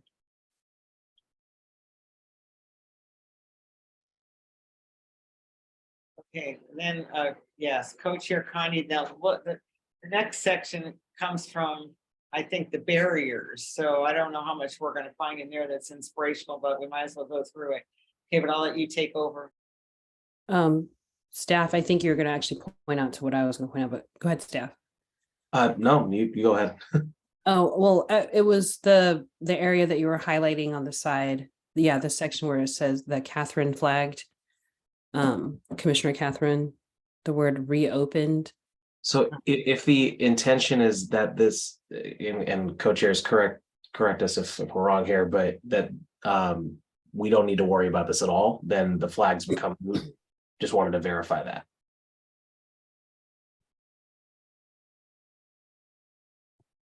Because it's addressed in other places, the second point, and then the first point is specific to this text, which would go away. Right? I think Yeah. she's muted. Cool. Okay, Thank you. all right. So community members have difficulty understanding the administrative complaint process and receive little or no support from the current system. So it does say that this is addressed in officer accountability. The So- blue section. Oh, okay. Mhm. So do we feel like maybe we just want to put the beginning part or the whole comprehensive thing? I mean, I think it's okay if some of it's redundant with other sections.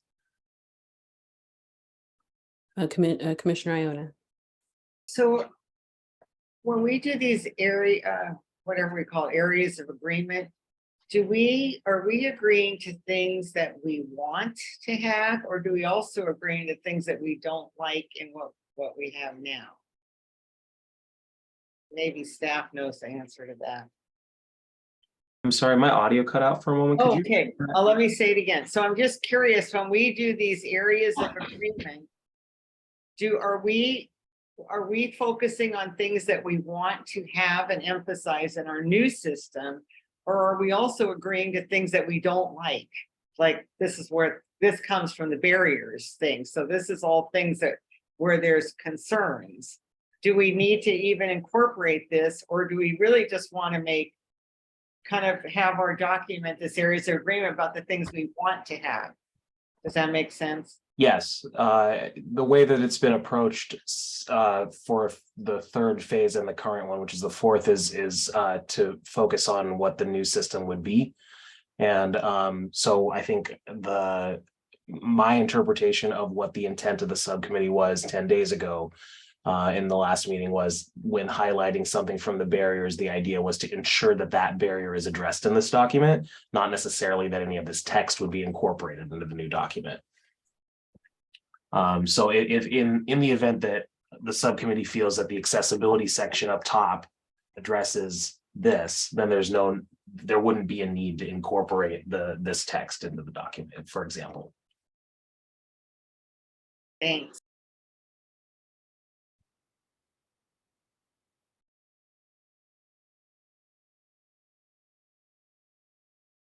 So it seems that maybe we can read these 3 sections. Community members have difficulty understanding the administrative complaint process.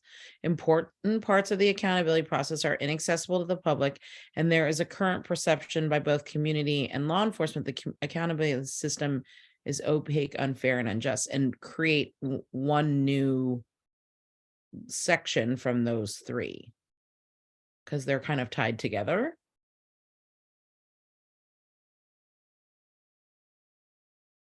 Commissioner Iona. Or maybe these things are being addressed in the stuff that we're looking at. You know what I mean? It may be that as we continue to work through, because we've talked about making the information accessible, easy to understand, educate the public about it. And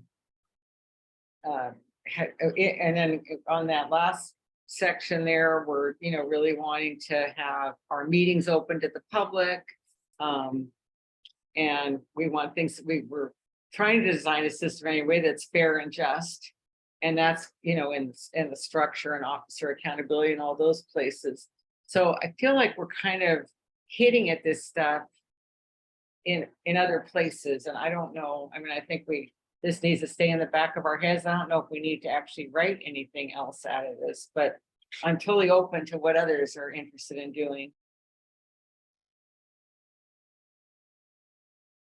I think I feel similarly. That makes sense. I hadn't thought about the educate the public. The community members have difficulty understanding the administrative complaint process was the only one that I was kind of still having like my gears were still turning on it. But that, I think what you said makes sense about the educate the public kind of addresses that to some extent. Yeah.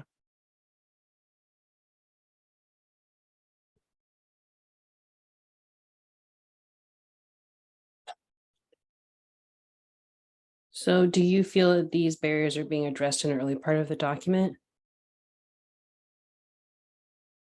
I see 2 yeses. Commissioner Connie?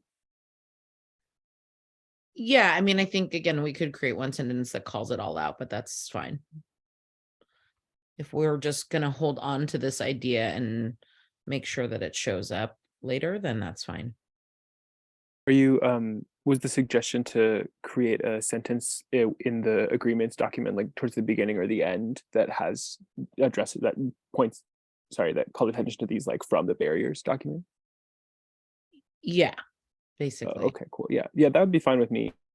I did have a thought earlier that was somewhat similar. I think yours is better, but I had a thought that maybe we'd add what barrier each thing is addressing under them, but that's too complicated. I feel like the one sentence makes more sense, maybe at the beginning or something like that. Is that what you were envisioning? Yeah, possibly. I think I'm also a bit more like, we can take some of these suggestions and write our own. We don't need to rip the exact verbiage from other places. So Gotcha. we've been in this process only by looking at other people's words. We haven't created our own words for this. Gotcha. So, but yeah, I'm fine with just keeping it in mind and making sure that somewhere else we speak to it, I guess. Okay, so for these particular 3 highlighted sections, how would you like to address these? Like by compressing them and making them into a sentence that works somewhere else, or something else, or flagging them for further formatting or discussion for these 3 that are highlighted?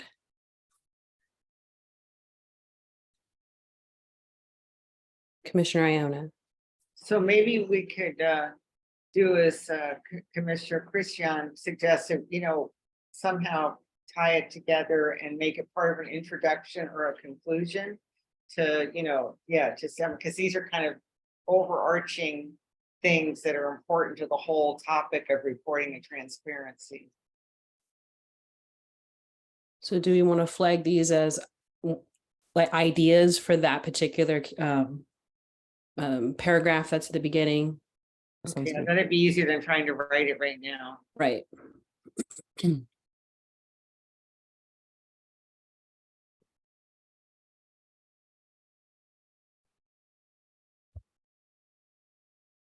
All right, so can we move on after he's done writing that note? Are there any other questions or thoughts? Okay, all right, we can move on.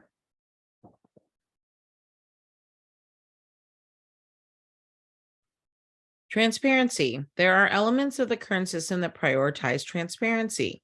First, the current system holds public meetings. Meetings of the CRC are open to the public and offer time for public comment. Additionally, CRC appeal hearings are done in public and allow for community input. The current system publishes data and regular reports, even if imperfect. So this feels redundant to me, but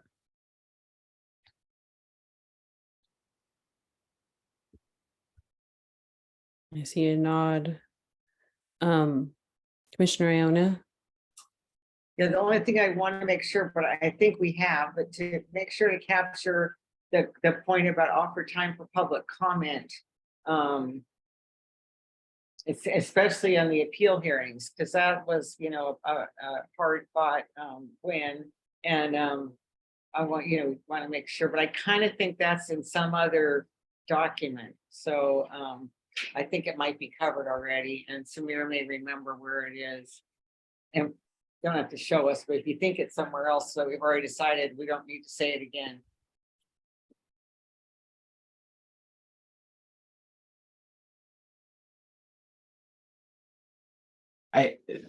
Just to jump in, I think it's somewhere, but I haven't verified yet. Yeah, there's the public comment in the preliminary hearing, which is the question about whether or not the investigation is ready for a full hearing. That takes it, and that's referenced in the officer accountability document. We haven't found any other portion of it yet. So Thank you, Steph. Was there something else that you had your hand raised for? I'm sorry. Well, as I say, maybe a little note to make sure that that somewhere we mention the community input in hearings. Someplace else,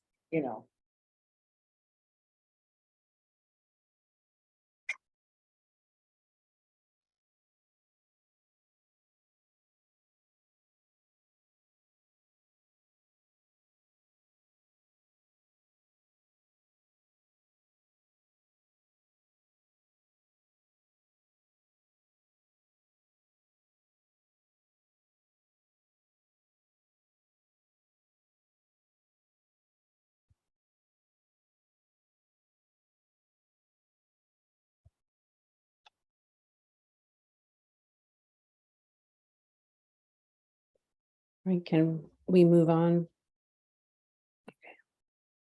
Okay.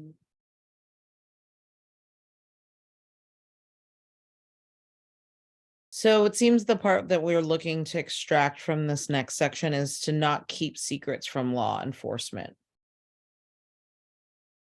But I didn't cut the text around because it felt important to sort of have the context of what that was coming from.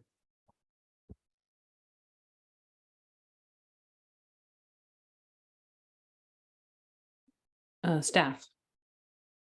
and some of these more conceptual points might make sense to incorporate into that introductory part as well. There's also a couple parts from the values and goals that reference this similar concept and are in the outline, the reference document posted for this subcommittee. So all of that might connect together. We haven't looked at that yet today, but we did look at it last meeting.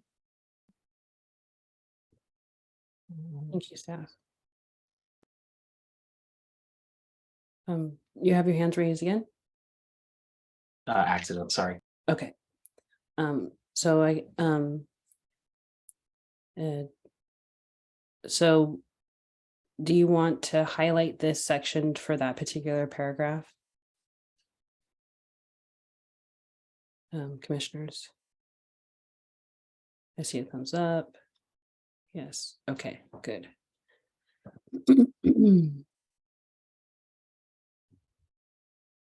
The next portion would be, I believe, just the oversight body should present annual reports to the city council every year.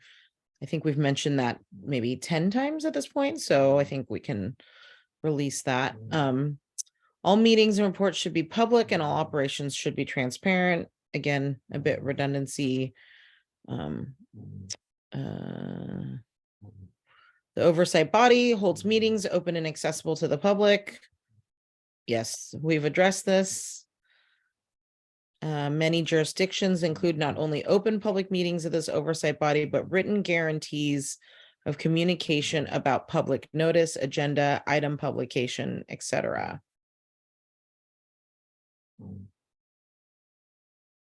Item publication might be the only thing that is. Commissioner Iona? Kind of think that might be covered under public meeting laws in Oregon, and so, you know, that's, and I know, and obviously the code mentions that, the current code, so I'm assuming the next code is gonna have to mention the same thing, because our new board is gonna have to follow the same Oregon public meetings laws as like our group does, so I kind of feel like it's covered by state law. Commissioner Christian? Thanks. This might be kind of silly, and we don't have to do this, but I'm curious, do you think that public meetings law, whatever, change, and it might be, in that situation, would be good to have this in there? It might not. I mean, it might not matter. I just like have that thought that like if the law changes and this is not in there, would that mean that we wouldn't do that anymore? I don't know if it might not be worth it. Yeah. Yeah, no, I like that. I mean, I think, right, if that's, if our state law says that, and we want to make sure that Portland keeps doing that regardless of what happens to state law, we should put it in our code. So it's a good, yeah, good idea.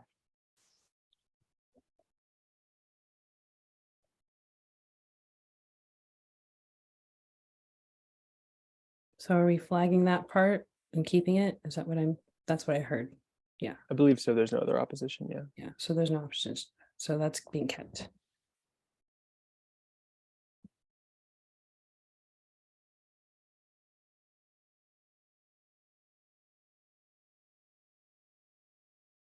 Do you want me to take over now, co-chair Connie, for reading? I saw a nod. Okay, good. All right, so starting on G3 here. The oversight body has a set list of agenda items which are by default for meetings. So, you know, I think, you know, some groups kind of have, well, sort of like our group, you know, we start off with the same old stuff every time and then, you know, kind of carry on from there. So there may be certain things, although if we don't know what they are, I don't know if there's any point in telling them that they should do that. Staff has their hand Oh, up. good, good. Yeah, so and please correct me if I'm wrong here, but my recollection of what the subcommittee, the reason this was highlighted, my recollection is that it relates to the two sections that are highlighted below, that it's essentially not about what is the agenda in general, it's about the guarantee that public comment be included on the agenda, where and you know, guaranteed for that, as you can see in the second example in particular from San Diego County.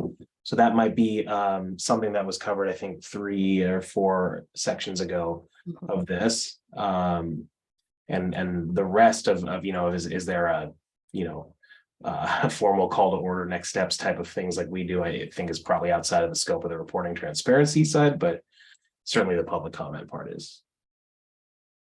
Good point. Okay, so really then, if we're talking about transparency, perhaps then making sure that we have you know, that the public is allowed to comment at key points in the meeting before decisions, and at least one time for general comments might be something we might want to include in our areas of agreement. I see nods of heads and thumbs up, so keep that section. Okay. Okay, yeah, thanks. We gotta make sure, yeah, we just are noticing what it is that we want.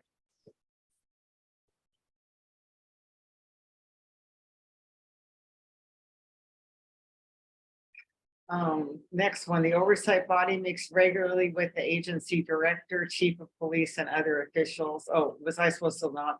Okay, oh, good, all right. So is that transparency? Yeah,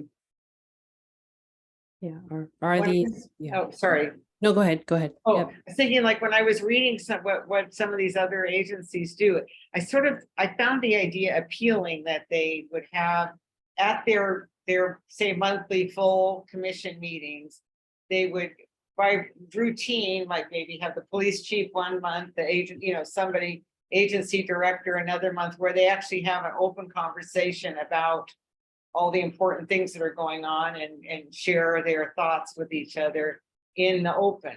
And so that might be something we might want to include in our areas of agreement.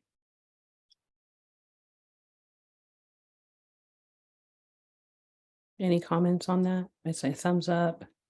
Okay.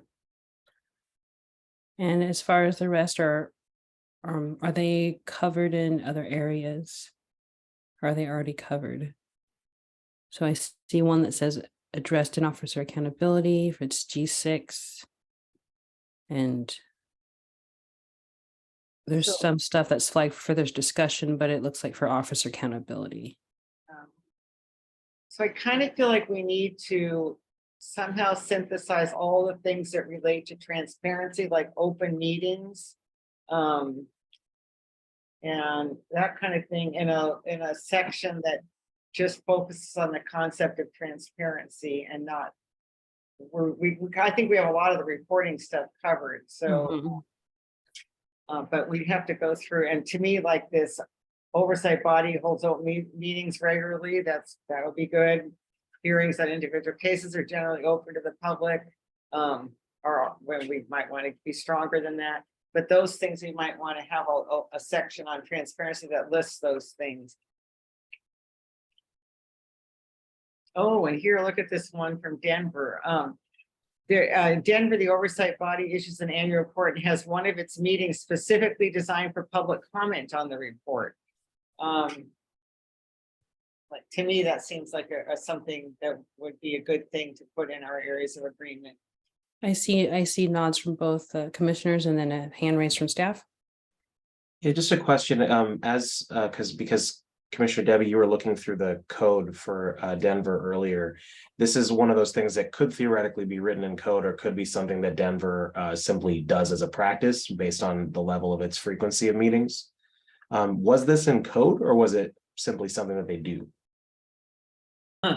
I think it was in the code, but I'd have to go back and double check that. I feel like most of what I got on Denver, I pulled out of their code.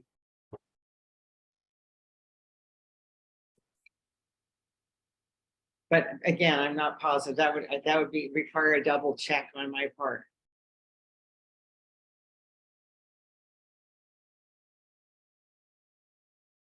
Okay, and then moving on to the next thing, J2, annual reports to the oversight body and oversight agency of required contents, which are defined by law by listing specific reporting requirements in the code, blah, blah, blah. I feel like we've got that covered already. So we can, yeah, we took care of that.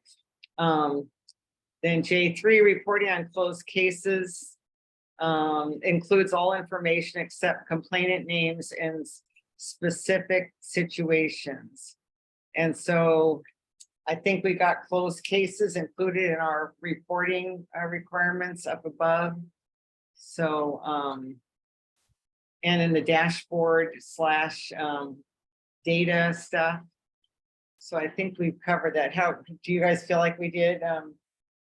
Okay, good.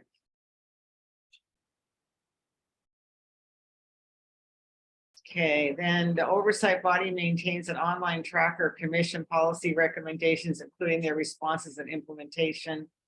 And then they have that tracker and it has all the recommendations. I think we got to get that in here somewhere. I just think it's so great.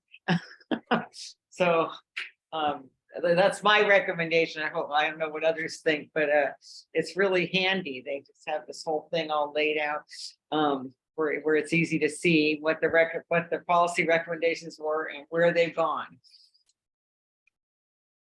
That's great. I feel like that could go under the section that discussed the dashboard stuff, I think. Okay, yeah. And I believe that it's from what staff's wrote, it says that you guys had discussed that above. Oh yeah, there's the link. Okay, You added the language. Yeah, good. Thank you.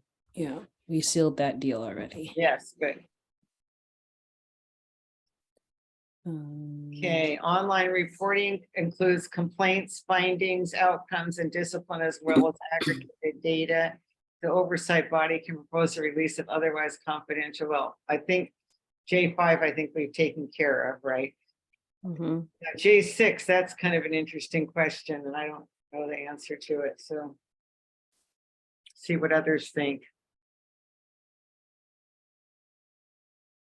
Oh, so it's a proposed, not a not order.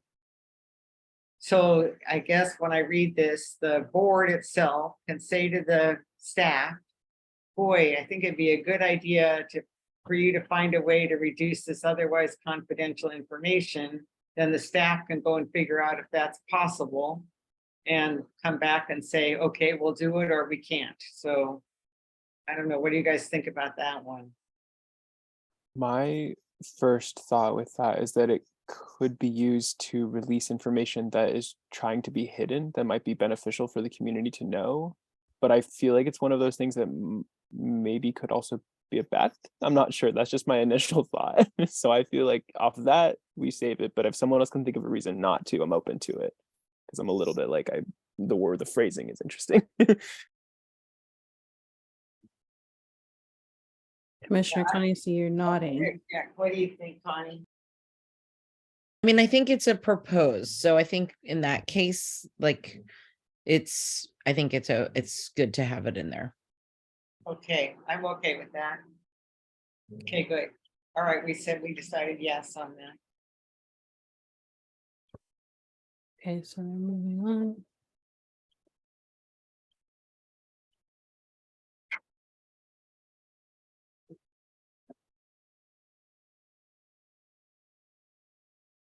Connie, can you do that? The box.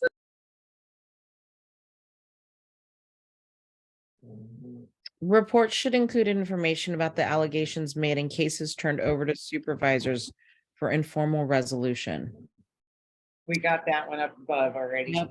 Publish an annual report. Should we do an annual report? Just kidding. That includes information on the outcome of complaints, provides clear information, and looks at trends. And reports should include cases in which the final discipline imposed deviates from the board's original proposed discipline. So this is probably, or when discipline falls outside of the corrective action guide. Kind of feel like one of the points up in that reporting list kind of captured this, but maybe not as specifically. I mean, as the using, because I think the terminology came from some other jurisdiction. This would be closer to, because like we use the word corrective action guide in Portland.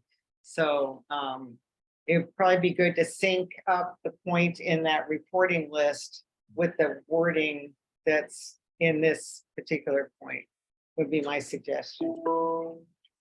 Some formatting for this section.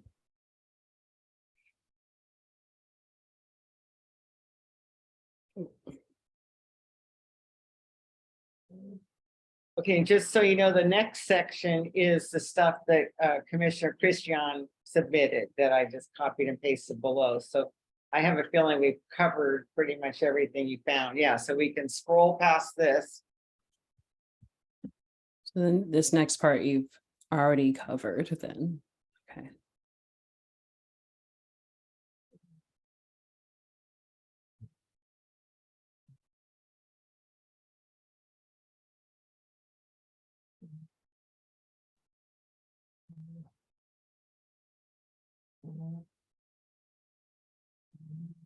Now, is this Faith's work here? No, base work is way at the very beginning. It's the stuff Okay. about the dashboard here. This is, oh, what's this from? I think this might still be me. This looks like my work, Okay. if I know my work. Okay, Do you want to speak to this portion or have we already covered this? maybe we should kind of go through it. Yeah, we could Uh, skim it. I have a feeling we've yes, covered let's most skim of it, it, but because we I- could skim it. Yeah, let's Just skim in it. I case. don't know, do we need to, I guess, So maybe we could just read the whole, you want to read it, Christian, the, like the Sure. purple sections? Yeah. Yeah, I'm happy to. Yeah, and Thank you. I think the highlighted bits are fine to just read because I went through and just kind of highlighted everything that was going to be in there, so everything else is kind of just it's all good. So and yeah, obviously, do you guys think we should do an annual report? I'm not sure yet. I haven't decided. Let's table that and come back to Sounds good. We'll flag that one. That's a joke. That's a joke. Staff, don't flag that.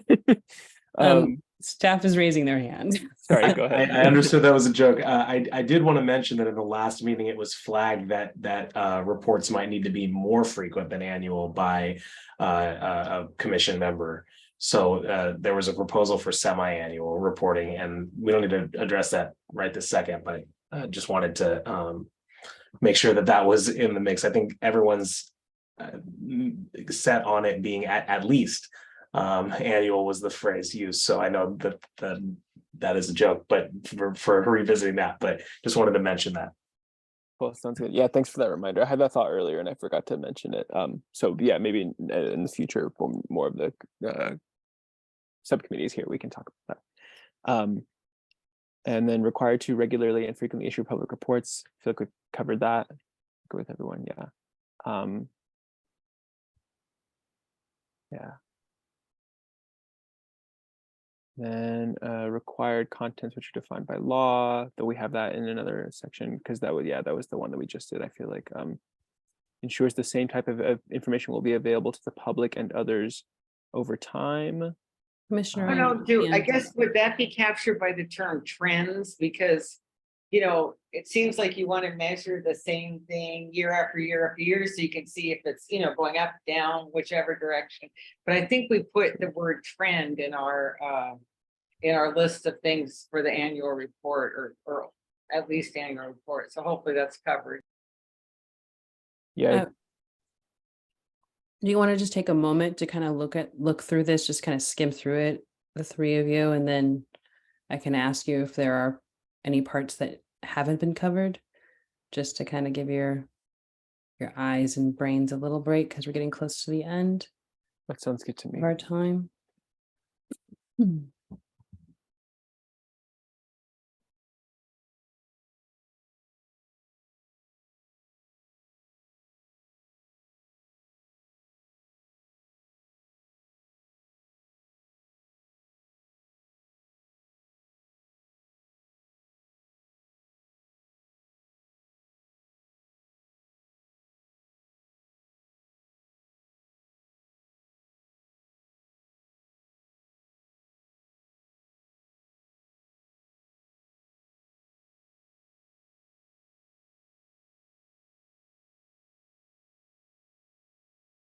So are these areas already covered above, or is there anything that you see that you might want to pull out? Commissioner Christian.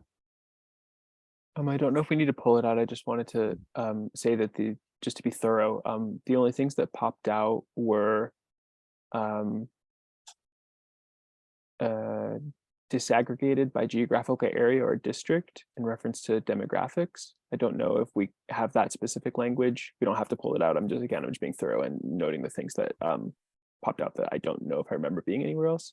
And the only other one was list board actions by case number, date, findings, and list death cases. I feel like those like more specific nuance to things that we've talked about before. I don't know if we need to be that detailed. Those are just the only two things that I didn't see, though couldn't remember being anywhere else.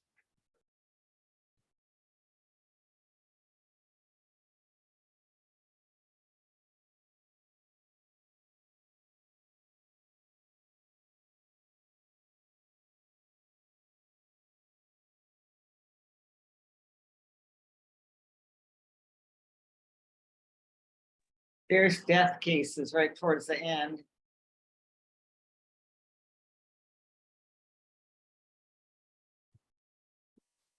Oh, there's the geographical areas right there too.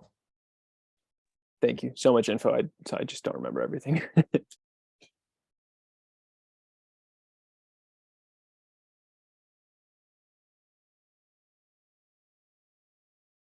Okay, so are these, staff?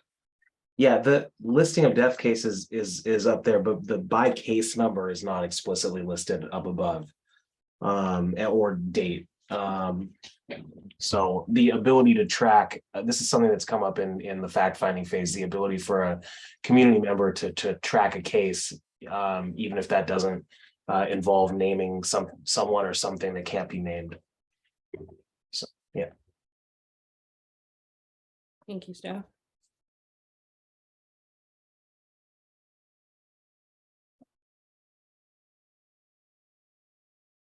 Maybe you should put those up there, the ones that I missed, the case number, date and findings.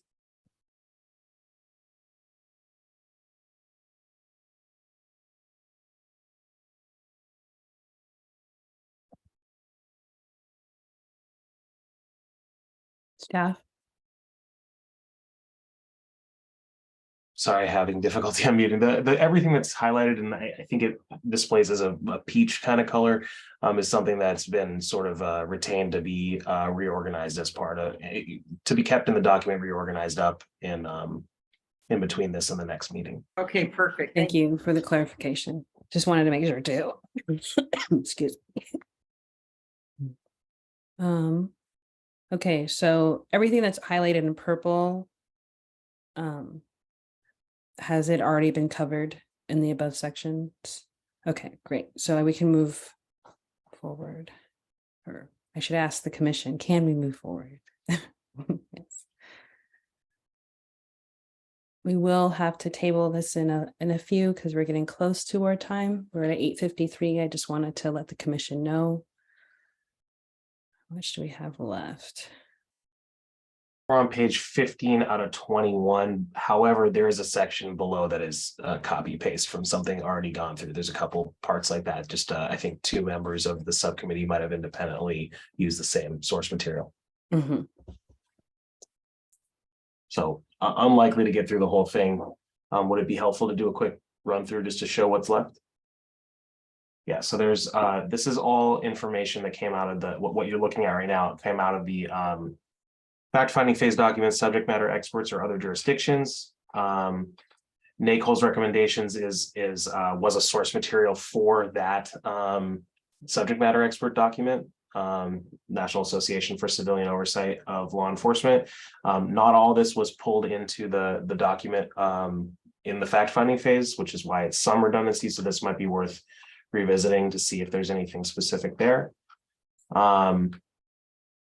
Commissioner Christian might want to speak on this one, but it appears that this is, yeah. Sorry, I'll just hop in.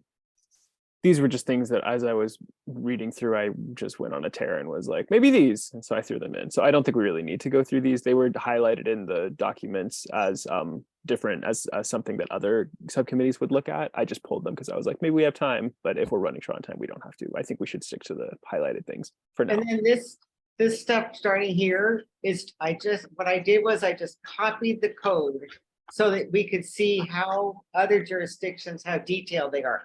But we've already picked out all of the key points out of these, and we don't need to read them. I just thought in case we want to ever look back and see how did they write their code, this is what it looks like.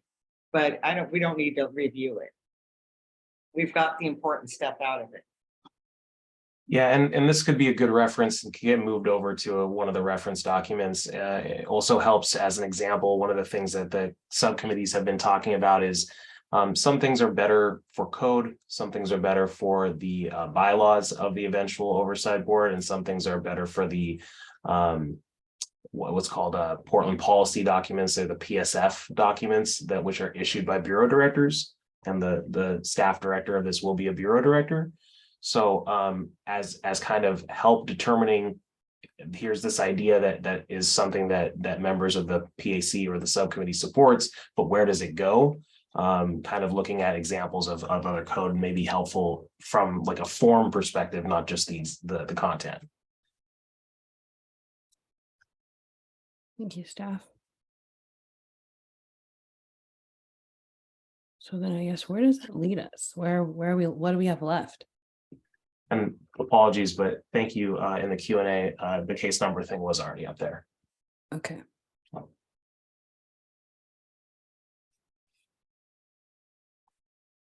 Commissioner Iona. I kind of feel like we've adequately reviewed all of this stuff, because like I said, we don't need to read those code sections that are in there. And some of it, a lot of it's getting pretty repetitive.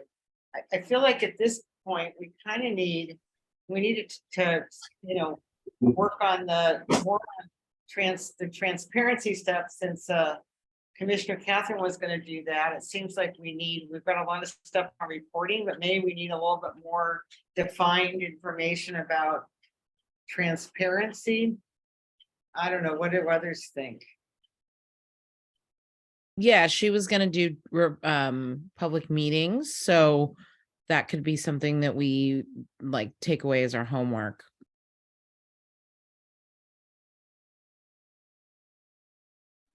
Yes, I agree. Right. And then also turning in those sort of higher level things, like from the barriers and stuff, into like a short introduction or conclusion would also be something that we could do in between now and then. Now I was going to look up the San Diego thing to double check and make sure that the meeting that they have to present the annual report is in the code or not, just out of curiosity, because we might want to include that in our list of things to include in our code. So those are the three things I thought of.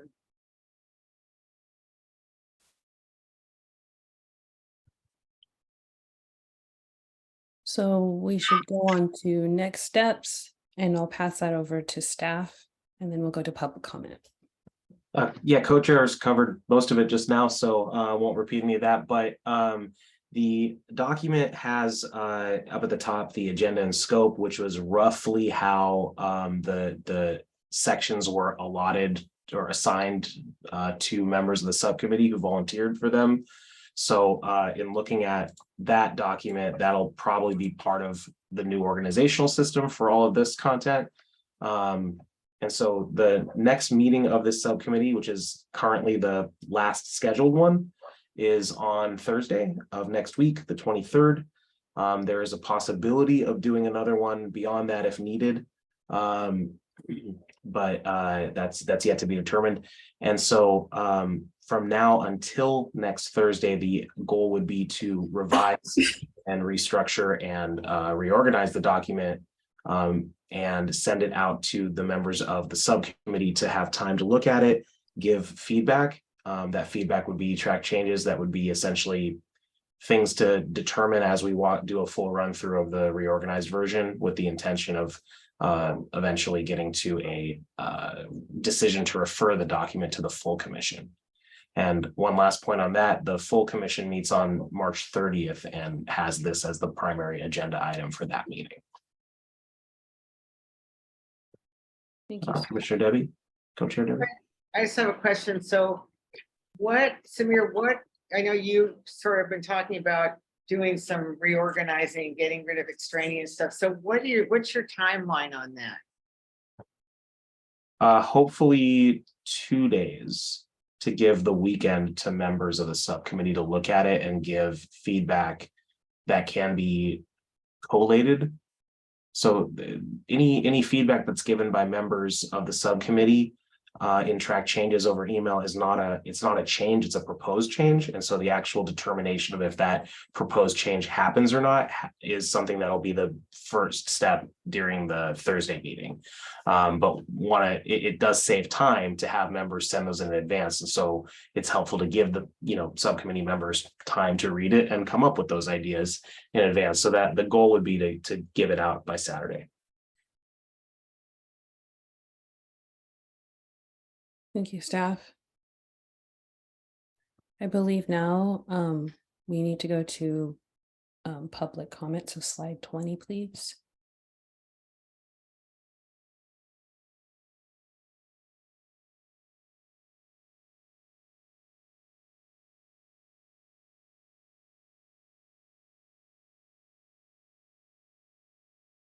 We will now take public comment on the issues of the subcommittee is discussing, or community members can also tell their story about policing and police accountability. Subcommittees now allow members of the public to give comment for up to 3 minutes in length. Please raise your hand in Zoom if you'd like to speak.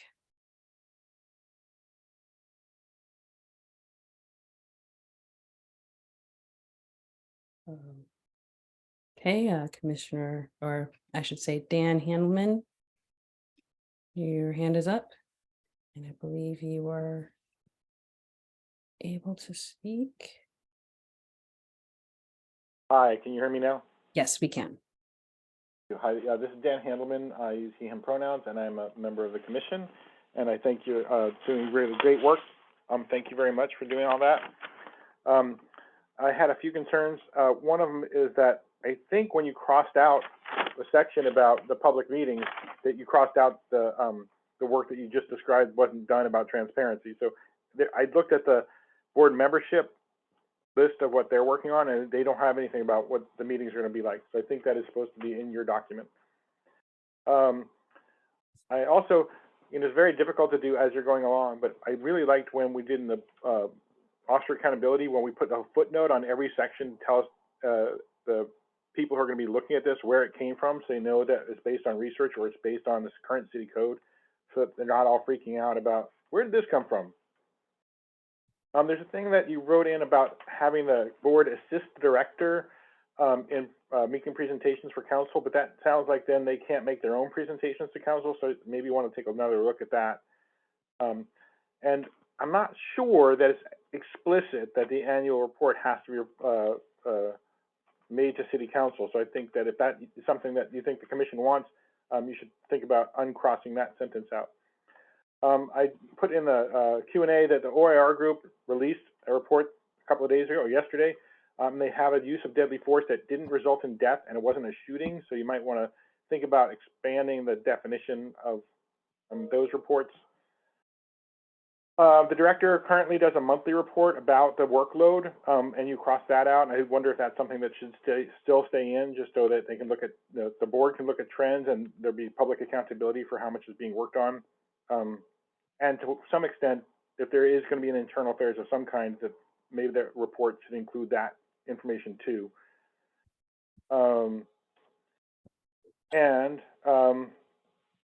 I think that goes for the list of my my comments, and I thank you very much again for your time. Thank you, Commissioner Handelman. Let me see. I don't see anyone else. Okay. Wonderful. So, garden plot. Is there anything specific that this is the time for facilitators and co-chairs and staff to summarize any items already brought up today and we didn't fit in today's agenda? We'll be recapping those and using them for developing further agendas. We won't be using this time to address new items not previously mentioned or to discuss items.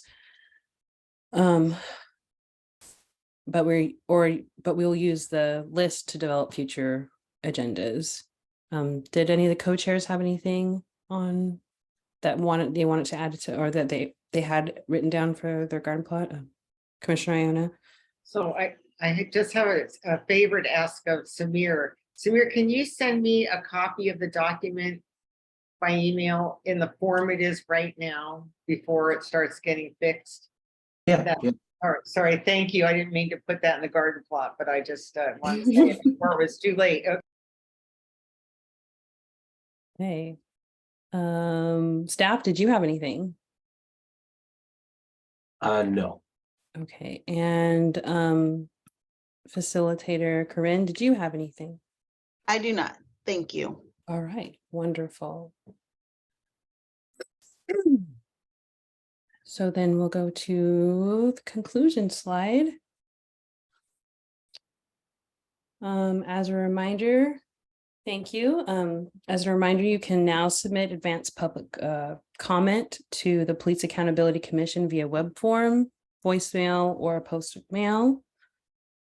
The available areas or available forms of communication are up on the screen. tinyurl.com/Portland PAC comments. The voicemail, which is 503-823-3346, and postal mail, which is Police Accountability Commission, City of Portland, City of Portland, Community Safety Division, PO Box 9065, Portland, Oregon 97207. Sorry. Thank you for all members who attended today's meeting and for your contributions today. Thank you to the interpreters. Finally, thank you to members of the community for attending and contributing your thoughts and questions.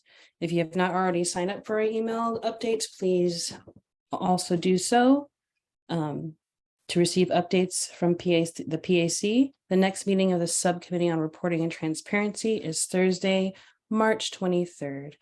It is now 9:07 and this meeting is adjourned. Thank you for your time.